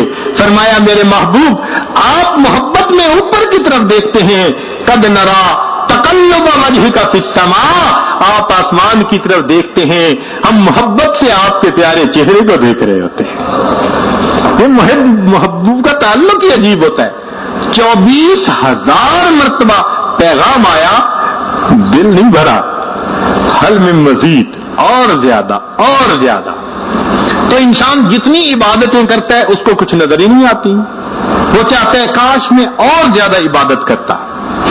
اس لیے قرآن مجید میں اللہ تعالیٰ ارشاد فرماتے ہیں، والذین آمنوا اشد حبا للہ، کہ ایمان والوں کو اللہ تعالیٰ سے شدید محبت ہوتی ہے۔ اب یہاں حکم نہیں دیا گیا، امر کا صیغہ کہیں نظر نہیں آتا کہ اللہ تعالیٰ نے حکم دیا ہو ایمان والوں مجھ سے محبت کرو، نہیں، یہ تو خبریہ ہے، خبر دے دی گئی کہ بھئی ایمان والوں کو اللہ سے محبت ہوتی ہے۔ تو مفسرین نے نقطہ لکھا کہ اس میں مسئلہ کیا؟ تو انہوں نے نقطہ یہ لکھا کہ دیکھو جو حسین ہوتے ہیں نا، وہ کسی کو کہتے نہیں ہیں کہ ہم سے محبت کرو، وہ اتنا کہتے ہیں کہ پتہ ہونا چاہیے کسی کو کہ ہم کتنے حسین ہیں، وہ ہم سے محبت کیے بغیر رہ ہی نہیں سکتا۔ یہی بات اللہ نے فرمائی، والذین آمنوا، وہ لوگ جو ایمان لے آئے، جن کو ہمارے حسن و جمال کا پتہ چل گیا، اشد حبا للہ، ہم سے محبت کیے بغیر رہ ہی نہیں سکتے۔ اللہ رب العزت سے محبت انسان کی زندگی کو سنوار دیتی ہے۔ چنانچہ دنیا کی آگ جہنم کی آگ سے ڈرتی ہے، 70 مرتبہ ڈرتی ہے، اور جہنم کی آگ عشق کی آگ سے ڈرتی ہے۔ حضرت اختر ثانی رحمۃ اللہ نے لکھا کہ جب مومن پل صراط سے گزرنے لگے گا نا تو نیچے جو جہنم کے حصے ہوں گے وہ ٹھنڈے ہو جائیں گے، تو کہے گی اسرع یا مومن، مومن جلدی چل، تیرے دل کی محبت کی آگ نے میری جہنم کی آگ کو بجھا ڈالا۔ یہ عشق الہی کی آگ ایسی ہوتی ہے، یہ محبت الہی کا نور ایسا ہوتا ہے کہ یہ جہنم کی آگ کو بھی بجھا دیتا ہے۔ اب ذہن میں ایک بات آتی ہے کہ انسان اس آگ کو، اس محبت الہی کی نعمت کو کیسے حاصل کریں؟ تو بھائی ہر چیز کی دکانیں ہوتی ہیں، کپڑے کی دکان سے کپڑا ملتا ہے، جوتوں کی دکان سے جوتے ملتے ہیں، لوہے کی دکان سے لوہا ملتا ہے، ہر چیز کی اپنی دکان ہے، عطر کی دکان سے عطر ملتا ہے، محبت الہی کی بھی کچھ دکانیں ہوتی ہیں۔ چنانچہ حضرت مولانا فضل الرحمان گنج مراد آبادی رحمت اللہ علیہ، ان کے پاس ایک مرتبہ مولانا محمد علی موگیری رحمت اللہ علیہ ملنے کے لیے آئے، تو مولانا فضل الرحمان گنج مراد آبادی رحمت اللہ نے پوچھا، مولانا کبھی کوئی عشق کی دکان دیکھی ہے؟ کبھی کوئی عشق کی دکان دیکھی ہے؟ تو مولانا تھوڑی دیر سوچتے رہے اور کہنے لگے، حضرت میں نے 2 عشق کی دکانیں دیکھی ہیں۔ پوچھا کون سی؟ کہنے لگے ایک شاہ غلام علی دہلوی رحمت اللہ علیہ کی اور دوسری شاہ آفاق رحمت اللہ علیہ کی۔ یہ دونوں اس زمانے میں اللہ کے بڑے اولیاء الشاق میں سے تھے، ہمارے سلسلہ کے بزرگ تھے، تو ان کی جگہ کا نام لیا۔ حضرت وہ عشق کی دکانیں ہیں، ان کو میں نے دیکھا ہے۔ جہاں کوئی صاحب نسبت بزرگ ہوتا ہے وہ جگہ عشق کی دکان بن جاتی ہے۔ آتے ہیں عشق کی تلاش میں اور اپنی اپنی پڑیاں لے لے کے جا رہے ہوتے ہیں، کسی کو چھوٹی پڑی، کسی کو بڑی، اپنی طلب کے مطابق ملتی ہر ایک کو ہے۔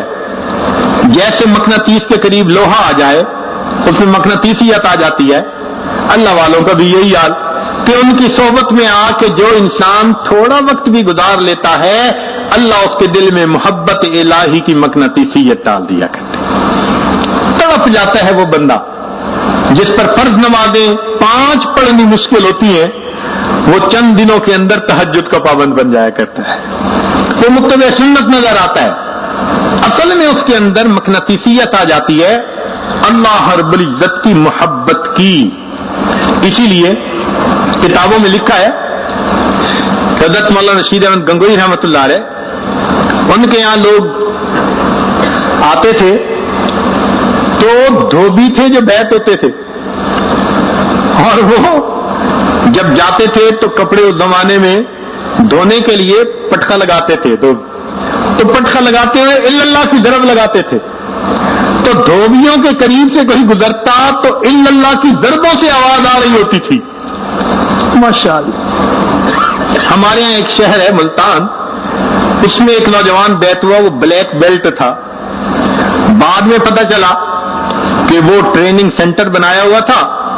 وہ واپس گیا اور کہنے لگا اپنے شاگردوں کو کہ بھائی ہم جو یہ کراٹے کھیلتے ہیں نا، اس میں خاص قسم کی آواز نکالتے ہیں، وہ بے فائدہ آواز ہے، لہذا ہم اب اس کو نکالنے کی بجائے اللہ کا آواز نکالیں گے۔ اللہ کی شان۔ کہنے لگا کہ اگلے دن وہ اتنے لڑکے تھے جو پریکٹس کر رہے تھے کہ باہر سے دروازے پہ مجمع ہو گیا، جی ہم بھی محفل ذکر میں آنا چاہتے ہیں۔ دل بدل جاتا ہے، یوں انسان کی زندگی بدل جاتی ہے۔ ہم نے اپنی زندگی میں عشق کی دکانیں دیکھی۔ ایک دکان دیکھی حضرت خواجہ فضل علی قریشی رحمت اللہ علیہ، اگرچہ وہ وفات پا چکے تھے مگر ان کے حالات ہم نے اپنے حضرت سے سنے۔ دیہاتی علاقہ، کھانے کو بھی کچھ نہیں ہوتا تھا، وہاں دسترخوان بچھانے کے لیے نہیں ہوتا تھا، حضرت لائن میں بٹھا دیتے تھے بچوں کو، جو لوگ آتے تھے، اور ان کو کہتے تھے بھئی سنت کے مطابق بیٹھ جاؤ، اور ان کی ران کے اوپر روٹی رکھ دیتے تھے، اور کوئی جگہ ہی نہیں تھی، اور گڑ کی ڈلی دے دیتے تھے، گڑ کے ساتھ خشک روٹی، یہ وہاں روز کا کھانا ہوتا تھا، صبح و شام خشک روٹی گڑ کے ساتھ، یہی کچھ دے سکتے تھے، اور کئی دن گڑ بھی نہیں ہوتا تھا۔ اچھا، اگر کئی مرتبہ وہاں رہنے والے دوست ویرانے میں جاتے قضائے حاجت کے لیے، تو آپ نے ایک جھاڑی کو دیکھی ہوگی جو کانٹے دار جھاڑی ہوتی ہے، اس کے اوپر ایک وقت میں بہت پھول لگتے ہیں، بھر جاتی ہے پھولوں سے، تو وہ نوجوان وہ پھول چن کے لے آتے اور لا کے لنگر میں دے دیتے، تو لنگر والا ان پھولوں کو پانی میں ابال لیتا تھا، نمک ہوتا تو ڈال دیتا، گھی ہوتا تو ڈال دیتا، مرچ ہوتی، کچھ نہ ہوتا تو کچھ بھی نہ ڈالتا۔ جس دن وہ پھول ابلتے تھے اور سالن بنتا تھا، تو خانقاہ کے جو لوگ تھے ان کے چہروں پہ خوشی ہوتی تھی اور وہ ایک دوسرے کو بتا رہے ہوتے تھے آج کھانے میں بھتہ بنا ہے، یعنی آج روٹی کے ساتھ گڑ نہیں، روٹی کے ساتھ سالن ملے گا. یہ حالت ہوتی تھی، یہ کھانے کو ملتا تھا اور یہ لوگ وہاں اللہ اللہ کرتے تھے. کیفیت کیا تھی کہ رات کے وقت مسجد میں یہ لوگ لیٹ جاتے. حضرت فرماتے تھے کہ تھوڑی دیر سوئے گزرتی، کسی ایک کے اوپر ذرا جذبہ طاری ہوتا اور وہ زور سے اللہ اللہ اللہ زور سے کہتا، سب کی آنکھ کھل جاتی. پھر تھوڑی دیر کے بعد ذرا آنکھ لگتی تو کسی اور کا یہی حال. فرماتے تھے ہماری وہاں ساری رات اسی طرح سوتے جاگتے گزر جاتی تھی، مگر جس کو دیکھتے تھے اسی پر ذکر کی عجیب کیفیت ہوتی تھی. ایک مرتبہ مسجد میں دو بوڑھے بیٹھے ہیں اور ایک بوڑھا دوسرے کو پکڑ کے یوں جھنجھوڑتا ہے اور دوسرا بوڑھا اس کو پکڑ کے جھنجھوڑتا ہے. اب دیکھنے والے بڑے حیران کہ دونوں نیک ہیں، تہجد گزار، متقی، صالح، ہر اعتبار سے عمر دین پہ گزر گئی، یہ مسجد میں بیٹھے کیوں الجھ رہے ہیں؟ تو وہ بندہ ذرا قریب ہوا، تو جب قریب ہوا تو منظر عجیب تھا. ہوا یہ کہ ان میں سے ایک بیٹھا تھا، اس نے دوسرے کو کہہ دیا اللہ میرا ہے، یعنی اللہ میرا ہے. تو جب اس نے کہہ دیا اللہ میرا ہے تو دوسرا بھی تو محبت والا تھا، وہ جھنجھوڑتا ہے، کہتے نہیں اللہ میرا ہے، وہ اس کو جھنجھوڑتا ہے اللہ میرا ہے، وہ اس کو جھنجھوڑتا ہے اللہ میرا ہے. سبحان اللہ، کیا محبت ہوگی دلوں میں کہ جو اس بات پہ ایک دوسرے کو جھنجھوڑتے ہیں کہ اللہ میرا ہے اور اللہ میرا ہے. یہ عشق کی دکانیں ہوتی ہیں جہاں سے محبت الہی کی پڑیا ملتی ہے اور پھر انسان کی زندگی کی ترتیب بدل جاتی ہے. پھر انسان کا اٹھنا بیٹھنا چلنا پھرنا سونا جاگنا سب کا سب اللہ رب العزت کے لیے ہو جاتا ہے. یہ اللہ رب العزت کی محبت عجیب نعمت ہے. چنانچہ حضرت گنگوہی رحمۃ اللہ علیہ نے یہ بات لکھی ہے کہ جس بندے کی زبان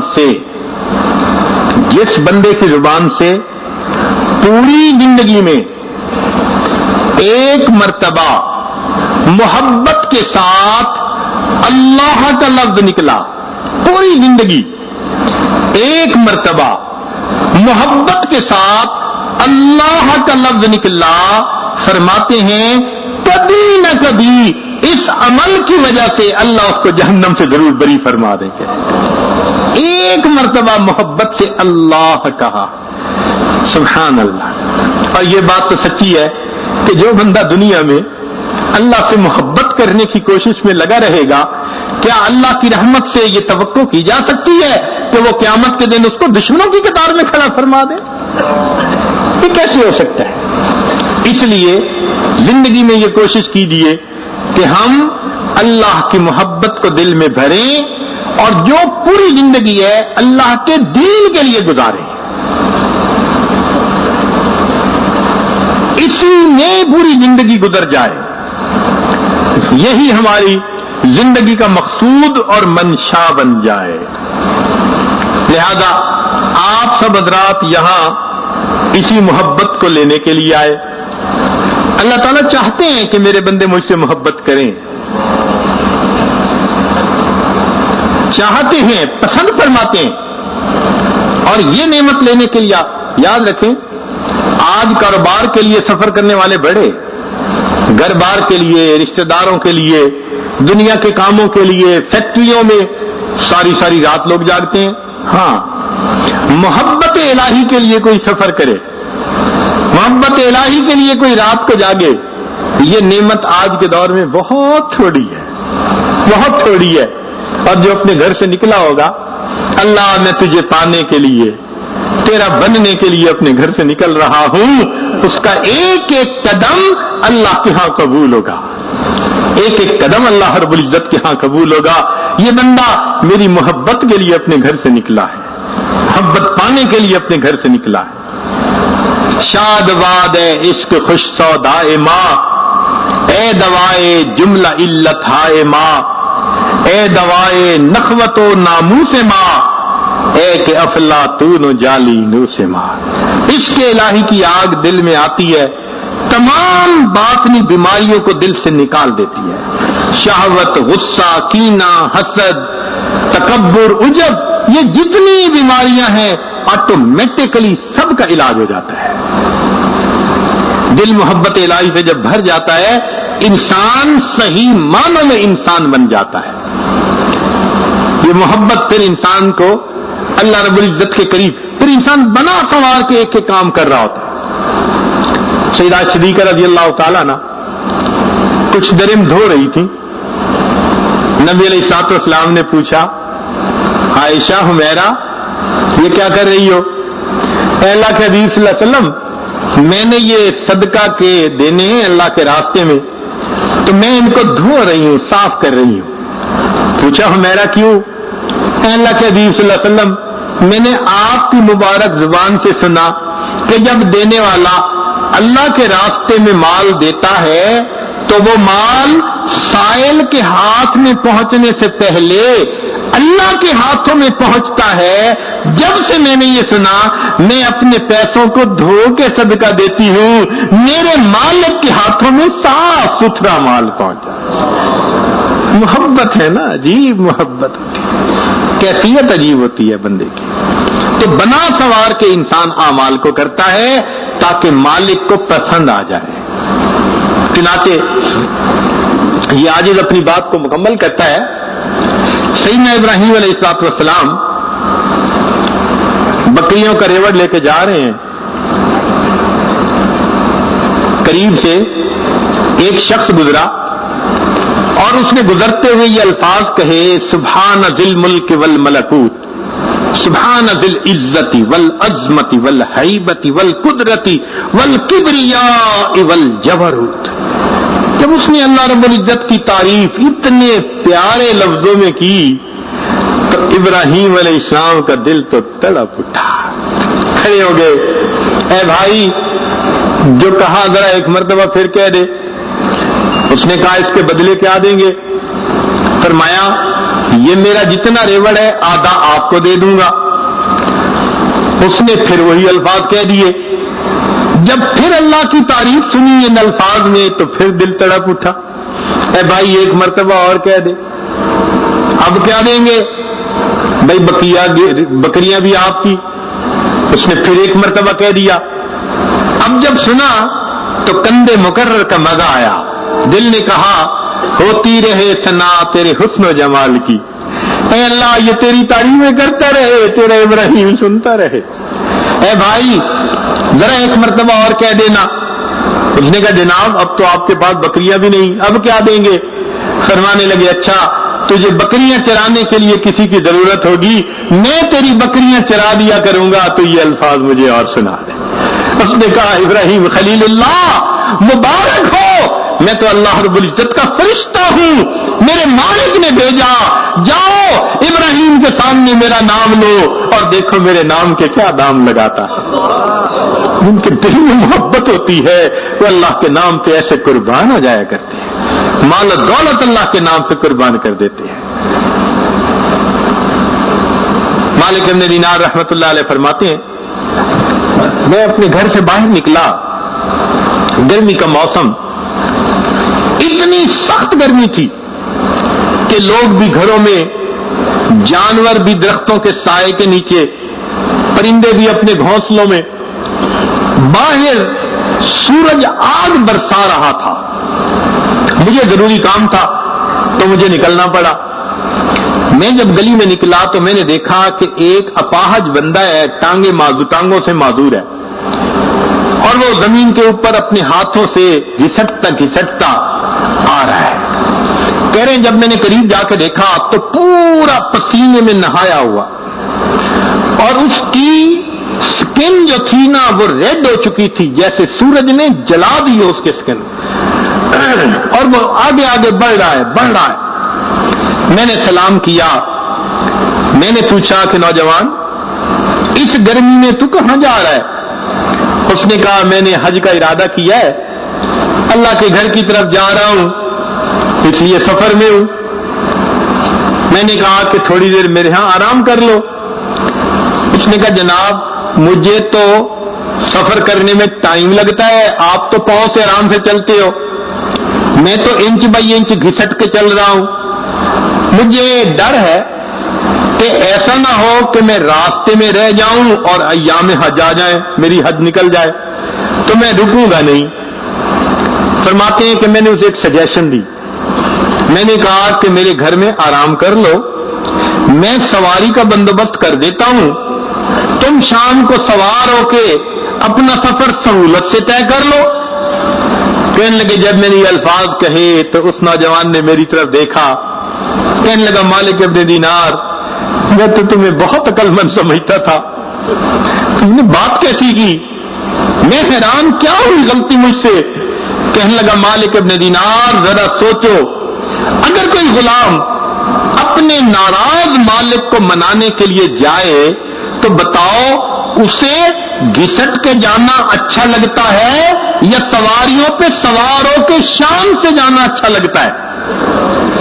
کہنے لگے میں حیران ہو گیا، یہ نوجوان کتنی عاجزی کے ساتھ اپنے مالک کو منانے کے لیے جا رہا ہے۔ کہنے لگے اس نے میری کوئی پرواہ نہ کی اور وہ چلتا گیا۔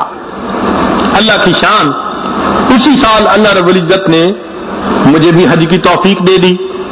وہ فرماتے ہیں کہ مینا کے میدان میں جب ہم نے کنکریاں مار لیں تو اس کے بعد میں ذرا پیچھے ہٹا تو ایک مجمع دیکھا۔ پوچھا کیا ہوا؟ لوگوں نے کہا جناب ایک نوجوان ہے اور یہاں بس اللہ سے باتیں کر رہا ہے اور سب سن رہے ہیں۔ میں نے کہا کہ اچھا بھائی ذرا مجھے بھی دو موقع، شکل دیکھوں۔ فرماتے ہیں کہ جب مجھے موقع ملا اور میں آگے بڑھا تو میں نے دیکھا کہ وہی نوجوان احرام باندھا ہوا ہے اور اللہ سے اس وقت دعا مانگ رہا ہے اور دعا میں یہ کہہ رہا ہے کہ اللہ آپ کی دی ہوئی توفیق سے میرا سفر مکمل ہوا، میں نے میدان عرفات کا وقوف بھی کر لیا، مزدلفہ کا وقوف بھی کر لیا، اب میں نے شیطان کو کنکریاں مار کے اپنی نفرت کا اظہار بھی کر دیا۔ اے اللہ اب قربانی کا وقت ہے، سب لوگ جائیں گے اپنی اپنی طرف سے یہ قربانی کے جانور ذبح کریں گے۔ میرے مولا تو مجھے جانتا ہے میں تو فقیر ہوں، احرام کے سوا میرے پاس تو کچھ بھی نہیں، اے اللہ میں اپنی جان کا نذرانہ پیش کرنا چاہتا ہوں، اس عاجز سے میری جان قبول کر لیجئے۔ اس نے یہ الفاظ کہہ کر کلمہ پڑھا اور اپنی جان اپنے اللہ کو سپرد کر دی۔ جب اللہ کی محبت ہوتی ہے تو انسان اللہ کے نام پہ اپنی جان دینا بھی اپنے لیے سعادت سمجھتا ہے۔ پھر راتوں کی عبادتیں، سچ بولنا، امانت کا خیال رکھنا، اچھے اخلاق کا خیال رکھنا، یہ سب چھوٹی چیزیں بن جاتی ہیں۔ اللہ رب العزت ہمارے دلوں کو اپنی سچی محبت سے بھر دے۔ کسی نے کیا عجیب بات کہی، واللہ ما طلعت شمس ولا غربت الا وانت فی قلبی ووسواسی۔ اللہ کی قسم کبھی سورج طلوع نہیں ہوا اور کبھی سورج غروب نہیں ہوا مگر اے محبوب میرے دل میں، میرے دھیان میں تیری ہی تو یاد رہتی ہے۔ واللہ ما طلعت شمس ولا غربت الا وانت فی قلبی ووسواسی ولا جلست الى قوم احدثهم الا وانت حدیثی بین جلاسی۔ اور اللہ کی قسم میں کبھی اپنے دوستوں کی محفل میں نہیں بیٹھا مگر اے محبوب ان دوستوں کی محفل میں میری زبان پر گفتگو تو تیری ہی ہوا کرتی ہے۔ ولا جلست علی قوم احدثهم الا وانت حدیثی بین جلاسی ولا هممت بشرب الماء من عطش إلا رأيت خيالا منك في الكأس. ارے محبوب، میں نے کبھی پیاس کی شدت کے عالم میں پانی کا پیالہ نہیں پیا، مگر اس پانی میں میں تیری تصویر ہی تو ڈھونڈ رہا ہوتا. ولا هممت بشرب الماء من عطش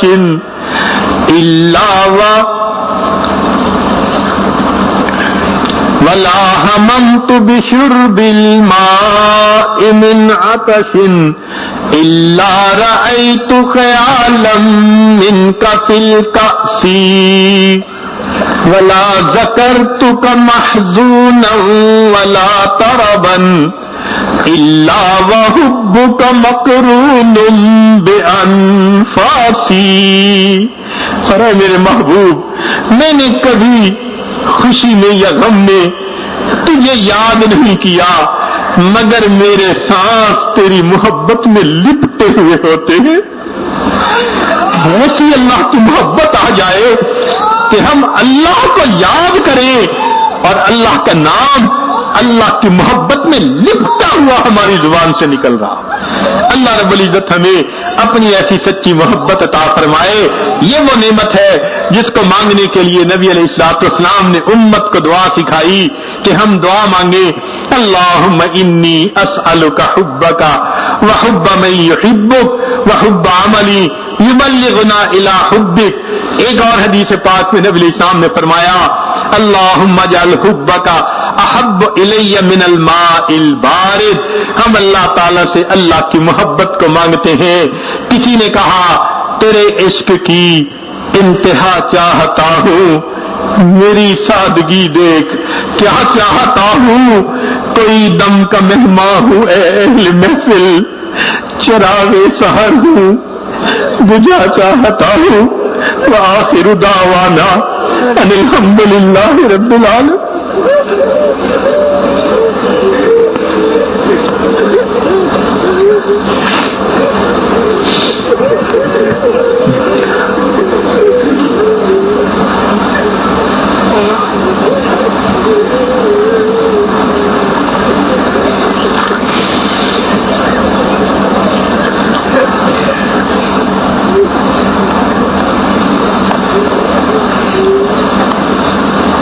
مراقبہ سے پہلے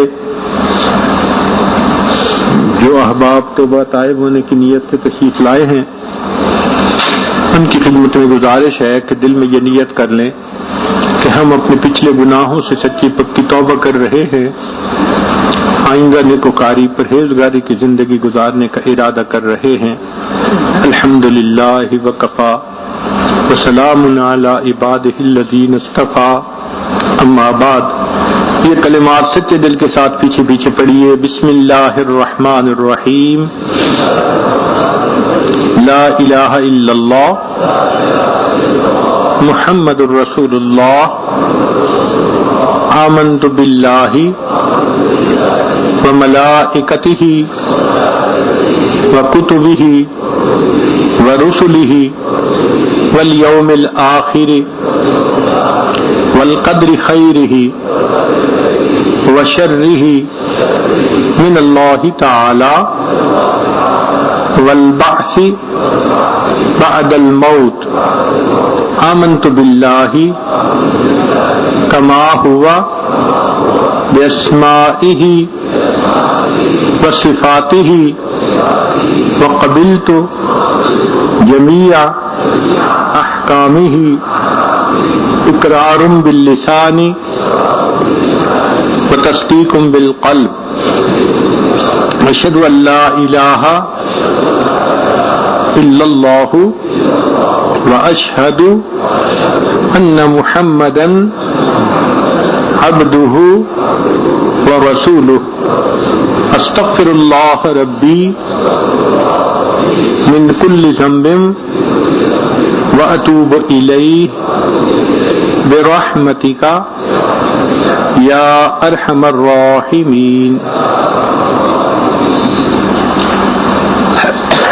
چند معمولات ہیں. ایک تو 100 مرتبہ صبح و شام استغفار پڑھنا، استغفر استغفر اللہ ربی من کل ذنب واتوب الیہ۔ دوسرا ہے 100 مرتبہ درود مبارکہ پڑھنا، اللہم صلی علی سیدنا محمد وعلی آل سیدنا محمد وبارک وسلم۔ تیسرا ہے قرآن مجید کی روزانہ تلاوت کرنا، ایک پارہ ہو تو بہت اچھا ورنہ آدھا پارہ صحیح۔ اور چوتھا ہے چلتے پھرتے ہر وقت دل میں اللہ کا دھیان رکھنا، دست بکار دل بیار، ہاتھ کام کاج میں مشغول اور دل اللہ تعالیٰ کی یاد میں مشغول۔ اور پانچویں چیز ہے ذکر قلبی یعنی مراقبہ۔ طریقہ یہ ہے کہ آپ جب صبح و شام نماز پڑھ کے فارغ ہوں تو تھوڑی دیر کے لیے ساری دنیا کے خیالات سے ہٹ کٹ کے اللہ کی طرف متوجہ ہو کر اللہ سے لو لگا کر بیٹھ جائیں اور یہ سوچیں کہ اللہ رب العزت کی رحمت آ رہی ہے، میرے دل میں سما رہی ہے، دل کی ظلمت اور سیاہی دور ہو رہی ہے اور میرا دل اللہ اللہ اللہ، دل اللہ اللہ کہہ رہا ہے، زبان سے نہیں پڑھنا بلکہ دل پڑھ رہا ہے، آپ سن رہے ہیں۔ یہ چند منٹ کا مراقبہ عجیب بات ہے کہ انسان کے دل میں اللہ کی محبت کو بڑھا دیتا ہے۔ ہم نے الحمدللہ ہزاروں کی بات نہیں لاکھوں اللہ کے بندوں کو یہ گر بتایا اور لاکھوں نے تصدیق کی کہ ان کے دلوں میں اللہ کی محبت میں اضافہ ہوا۔ ایسی نعمت ہے، آپ اس عمل کو کیجئے تو پھر آپ بتائیں گے اب مجھے نماز کے لیے آسانی ہوتی ہے، طبیعت نیکی کرنے کو چاہتی ہے، میں نے غلط تعلقات چھوڑ دیے، میں نے وقت ضائع کرنا چھوڑ دیا، میں نے بیوی کو ستانا چھوڑ دیا، میں نے غصہ کرنا چھوڑ، یہ باتیں آپ بتائیں گے۔ یہ اللہ کی محبت ایسی ہے جو انسان کو صحیح معنوں میں انسان بنا دیتی ہے۔ محبت بھرا دل ہوتا ہے، انسان ساری دنیا میں محبتیں تقسیم کرتا ہے۔ میرا پیغام محبت ہے جہاں تک پہنچے، تو اس کو آپ کر کے پھر اس کے اثرات اپنے دل میں دیکھیے گا۔ ابھی ہم تھوڑی دیر کے لیے اسی مراقبہ کی مشق کر لیں گے، چند منٹ کے لیے جہاں جا بیٹھے ہیں نہایت پرسکون طریقے سے آپ ظاہر کی آنکھیں بند کر لیجئے اور من کی آنکھیں کھول لیجئے، مراقبہ کر لیجئے۔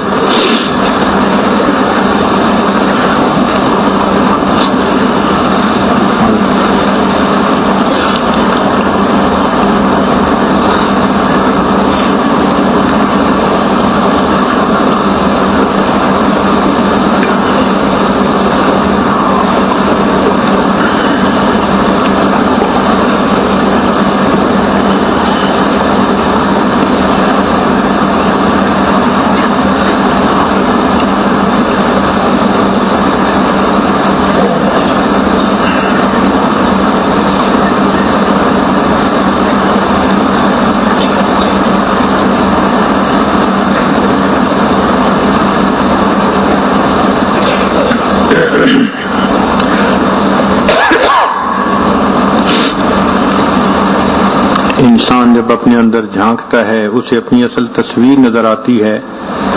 اپنے من کے دریچے کو کھولیے، اپنی اصل تصویر کو دیکھیے۔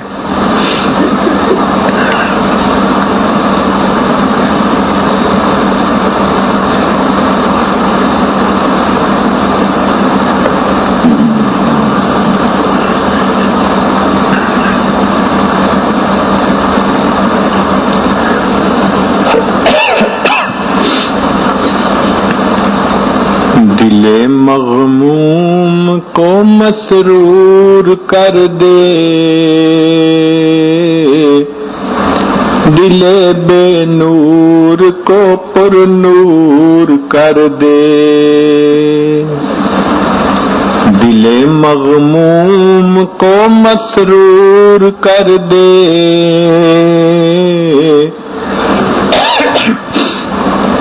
دل بے نور کو پر نور کر دے، فروزاں دل میں شمع طور کر دے،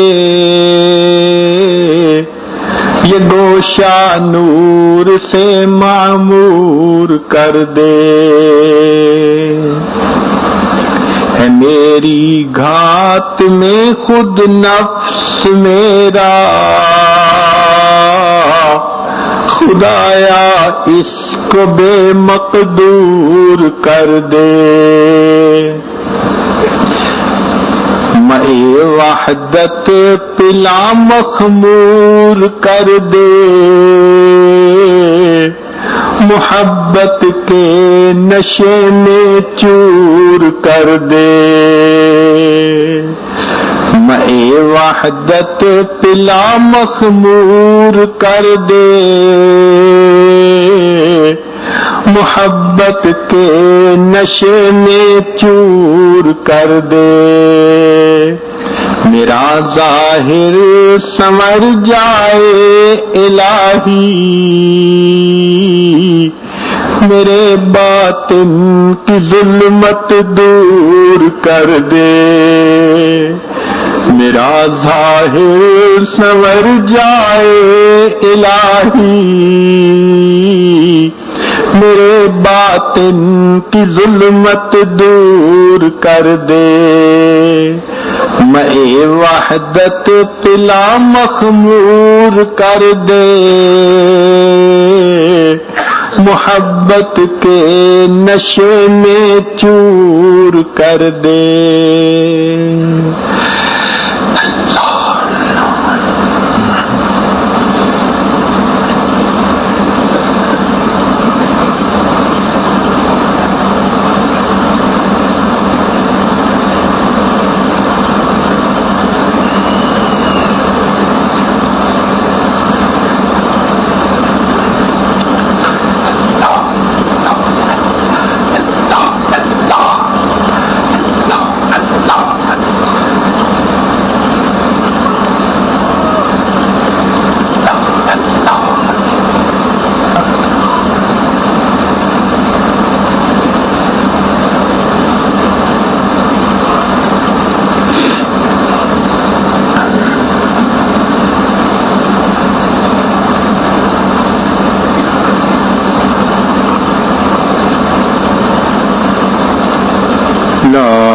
الہ الا اللہ محمد الرسول اللہ۔ دعا کر لیجیے۔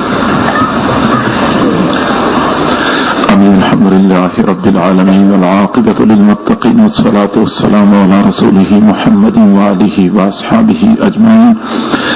اللهم ربنا آتنا في الدنيا حسنة وفي الآخرة حسنة وقنا عذاب النار۔ ربنا ظلمنا أنفسنا وإن لم تغفر لنا وترحمنا لنكونن من الخاسرين۔ ربنا لا تزغ قلوبنا بعد إذ هديتنا وهب لنا من لدنك رحمة إنك أنت الوهاب۔ ربنا لا تؤاخذنا إن نسينا أو أخطأنا، ربنا ولا تحمل علينا إصرا كما حملته على الذين من قبلنا، ربنا ولا تحملنا ما لا طاقة لنا به، واعف عنا واغفر لنا وارحمنا، أنت مولانا فانصرنا على القوم الكافرين۔ اے کریم پروردگار، ہم تیرے عاجز و مسکین بندے ہیں، ہمارے حال پہ رحم فرما۔ اللہ ہمارے گناہوں کو معاف فرما، ہماری خطاؤں کو معاف فرما، ہمارے عیبوں کی پردہ پوشی فرما، ہمیں ذلت و رسوائی سے محفوظ فرما۔ اللہ در در کے دھکے کھانے سے محفوظ فرما، ہماری پریشانیوں کو ختم فرما، ہماری نیک تمناؤں کو پورا فرما۔ اے کریم پروردگار، ہمارے علم و عمل میں برکت نازل فرما، صحت رزق میں برکت نازل فرما، اللہ اہل و عیال میں برکت نازل فرما، اللہ قدم قدم پہ اپنی برکت شامل حال فرما، خوشیوں بھری زندگی نصیب فرما، سکون اور چین کی دولت سے مالا مال فرما۔ اے کریم پروردگار، ہمیں نفس اور شیطان کے مکر و فریب سے محفوظ فرما، گناہوں سے پاک صاف زندگی نصیب فرما، معصیت سے خالی زندگی نصیب فرما۔ اے کریم آقا، ہمارے لیے گناہوں سے بچنا مشکل ہے، تیرے لیے تو بچانا آسان ہے۔ اللہ ہمیں گناہوں سے بچا لیجیے، اللہ گناہوں سے بچا لیجیے۔ اللہ ہمارے واقعہ جو سال ہر سال اس حال میں گزارتے تھے کہ گناہ لکھنے والے فرشتے کو کچھ لکھنے کا موقع نہیں ملتا تھا، اللہ وہ بھی تو تیرے فضل و کرم سے گناہوں سے بچتے تھے، ہم بھی اسی فضل و کرم کے طلبگار ہیں، فضل و کرم کا مظاہرہ فرما دیجئے۔ اللہ ہمیں گناہوں سے بچا لیجئے۔ اللہ ہم کب تک تجھ سے دور بھٹکتے پھریں گے؟ ہمیں اپنا قرب نصیب فرما، ہمیں اپنی محبت نصیب فرما، ہمیں اپنی معرفت نصیب فرما. کلمہ پڑھتے پڑھتے ہماری زندگی گزر گئی لیکن ایمان کی حلاوت نہیں پا سکے. اللہ ہمیں ایمان کی حلاوت نصیب فرما, سجدوں کو سرور عطا فرما, مناجات کی لذت نصیب فرما. اللہ ہم کب تک یہ بے ذوق سجدے کرتے رہیں گے؟ ہم کب تک یہ مزدوروں والی نمازیں پڑھتے رہیں گے؟ اللہ ہمیں عشق اور محبت والی نمازیں نصیب فرما. اللہ ہمیں سجدوں کو سرور عطا فرما, نمازوں کی حضوری نصیب فرما. اے کریم آقا, ہماری یہ نمازیں ہماری کس کام کی؟ ہم تیرے سامنے کھڑے ہوتے ہیں, دل و دماغ حاضر نہیں ہوتا, ہم نام تو تیرا لے رہے ہوتے ہیں, دماغ کے اندر کسی اور کے خیالات ہوتے ہیں. اے کریم آقا, ہم سے برا کوئی اور نہیں ہو سکتا. اللہ ہم تیرا پیارا نام لیتے وقت بھی دلوں کے اندر, دماغوں کے اندر گناہوں کے خیالات لیے پھرتے ہیں. اے کریم آقا, ہمارے دماغ کے خیالات کو درست فرما, دلوں کے جذبات کو صاف فرما. اے اللہ ہمیں گناہوں کے خیالات سے چھٹکارا نصیب فرما. اللہ کلمہ پڑھتے پڑھتے زندگی گزر گئی ہے, ایمان کی حلاوت نصیب فرما. اللہ ہم کب تک شیطان کے ہاتھ میں کھیلتے رہیں گے؟ شیطان ظالم نے ہمیں گمراہ کرنے کی قسم کھائی ہے. اللہ اس سے ہمارا پیچھا چھڑا دیجیے, پیچھا چھڑا دیجیے. اللہ ہم کمزور ہیں, اللہ یہ طاقتور ہے, ہر کمزور قوی کو پکارتا ہے. ہم تجھے پکارتے ہیں, ہم اس نفس اور شیطان کا مقابلہ نہیں کر سکتے. میرے مولا اپنی مدد شامل حال فرما, اپنی مدد شامل حال فرما. اے کریم پروردگار, ہم تجھ سے واصل ہونا چاہتے ہیں, ہمیں اپنا قرب نصیب فرما.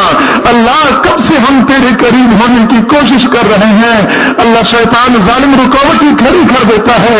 اللہ ہمیں تیرے پاس نہیں آنے دیتا. اللہ رکاوٹوں کو دور کر دیجیے.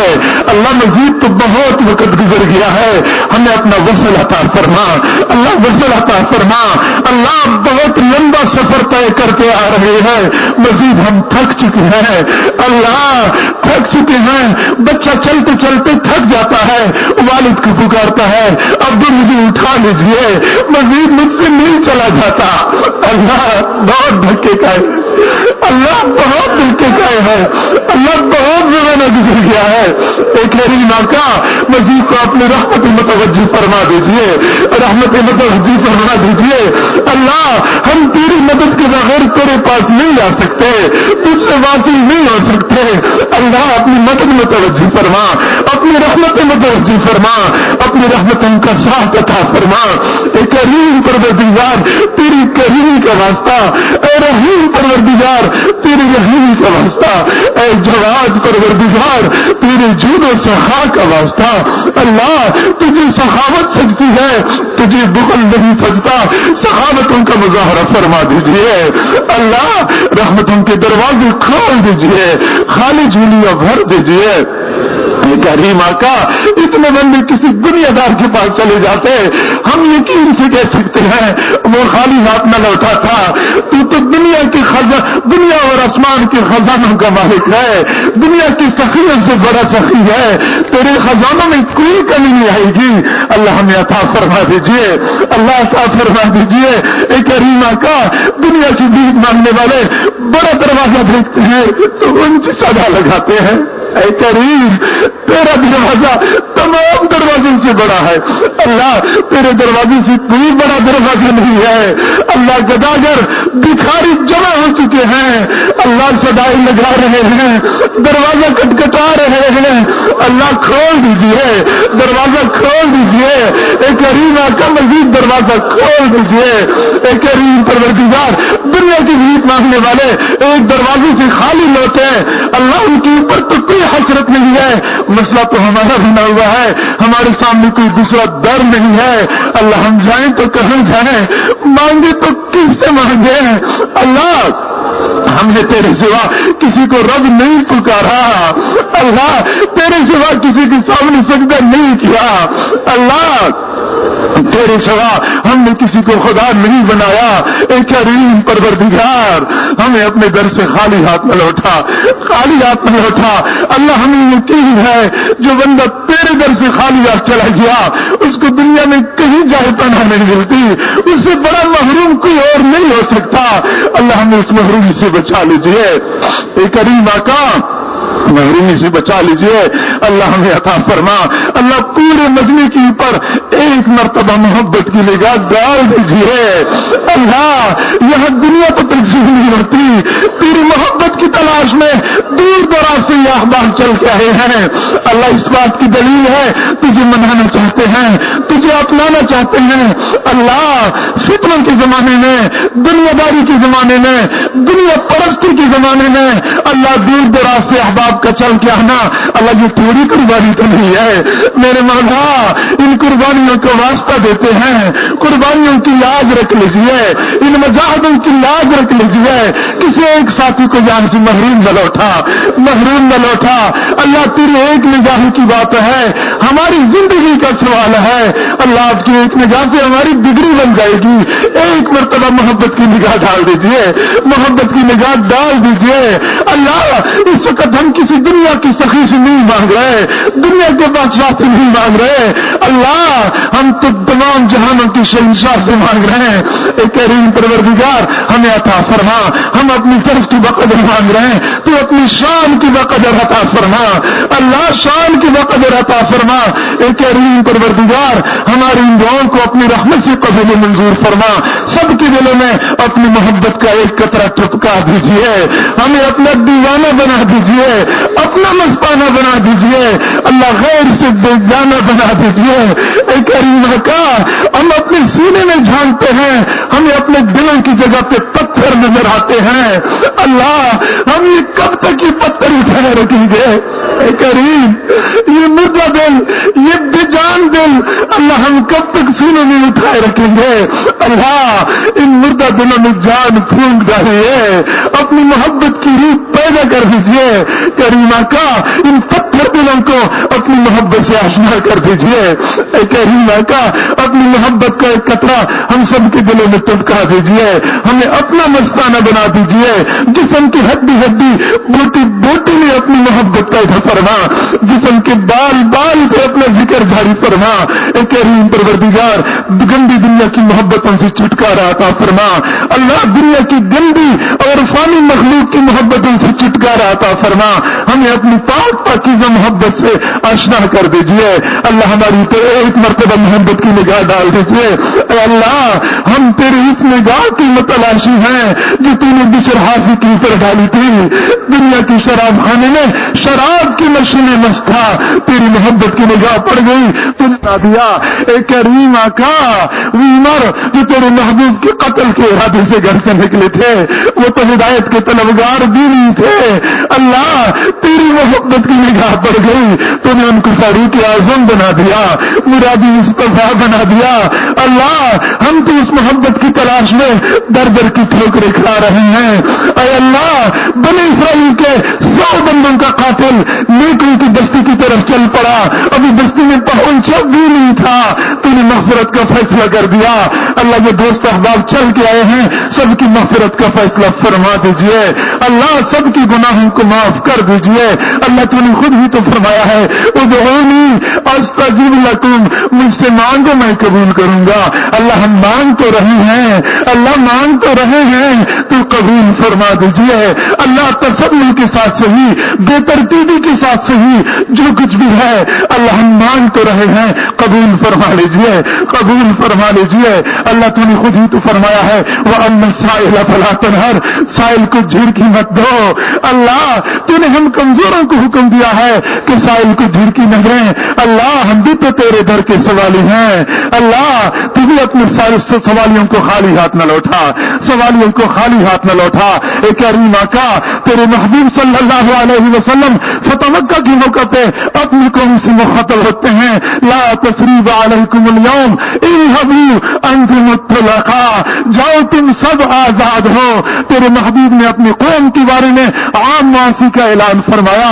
حضرت یوسف علیہ السلام تیرے بندے, انہوں نے اپنے بھائیوں کے بارے میں عام معافی کا اعلان فرمایا.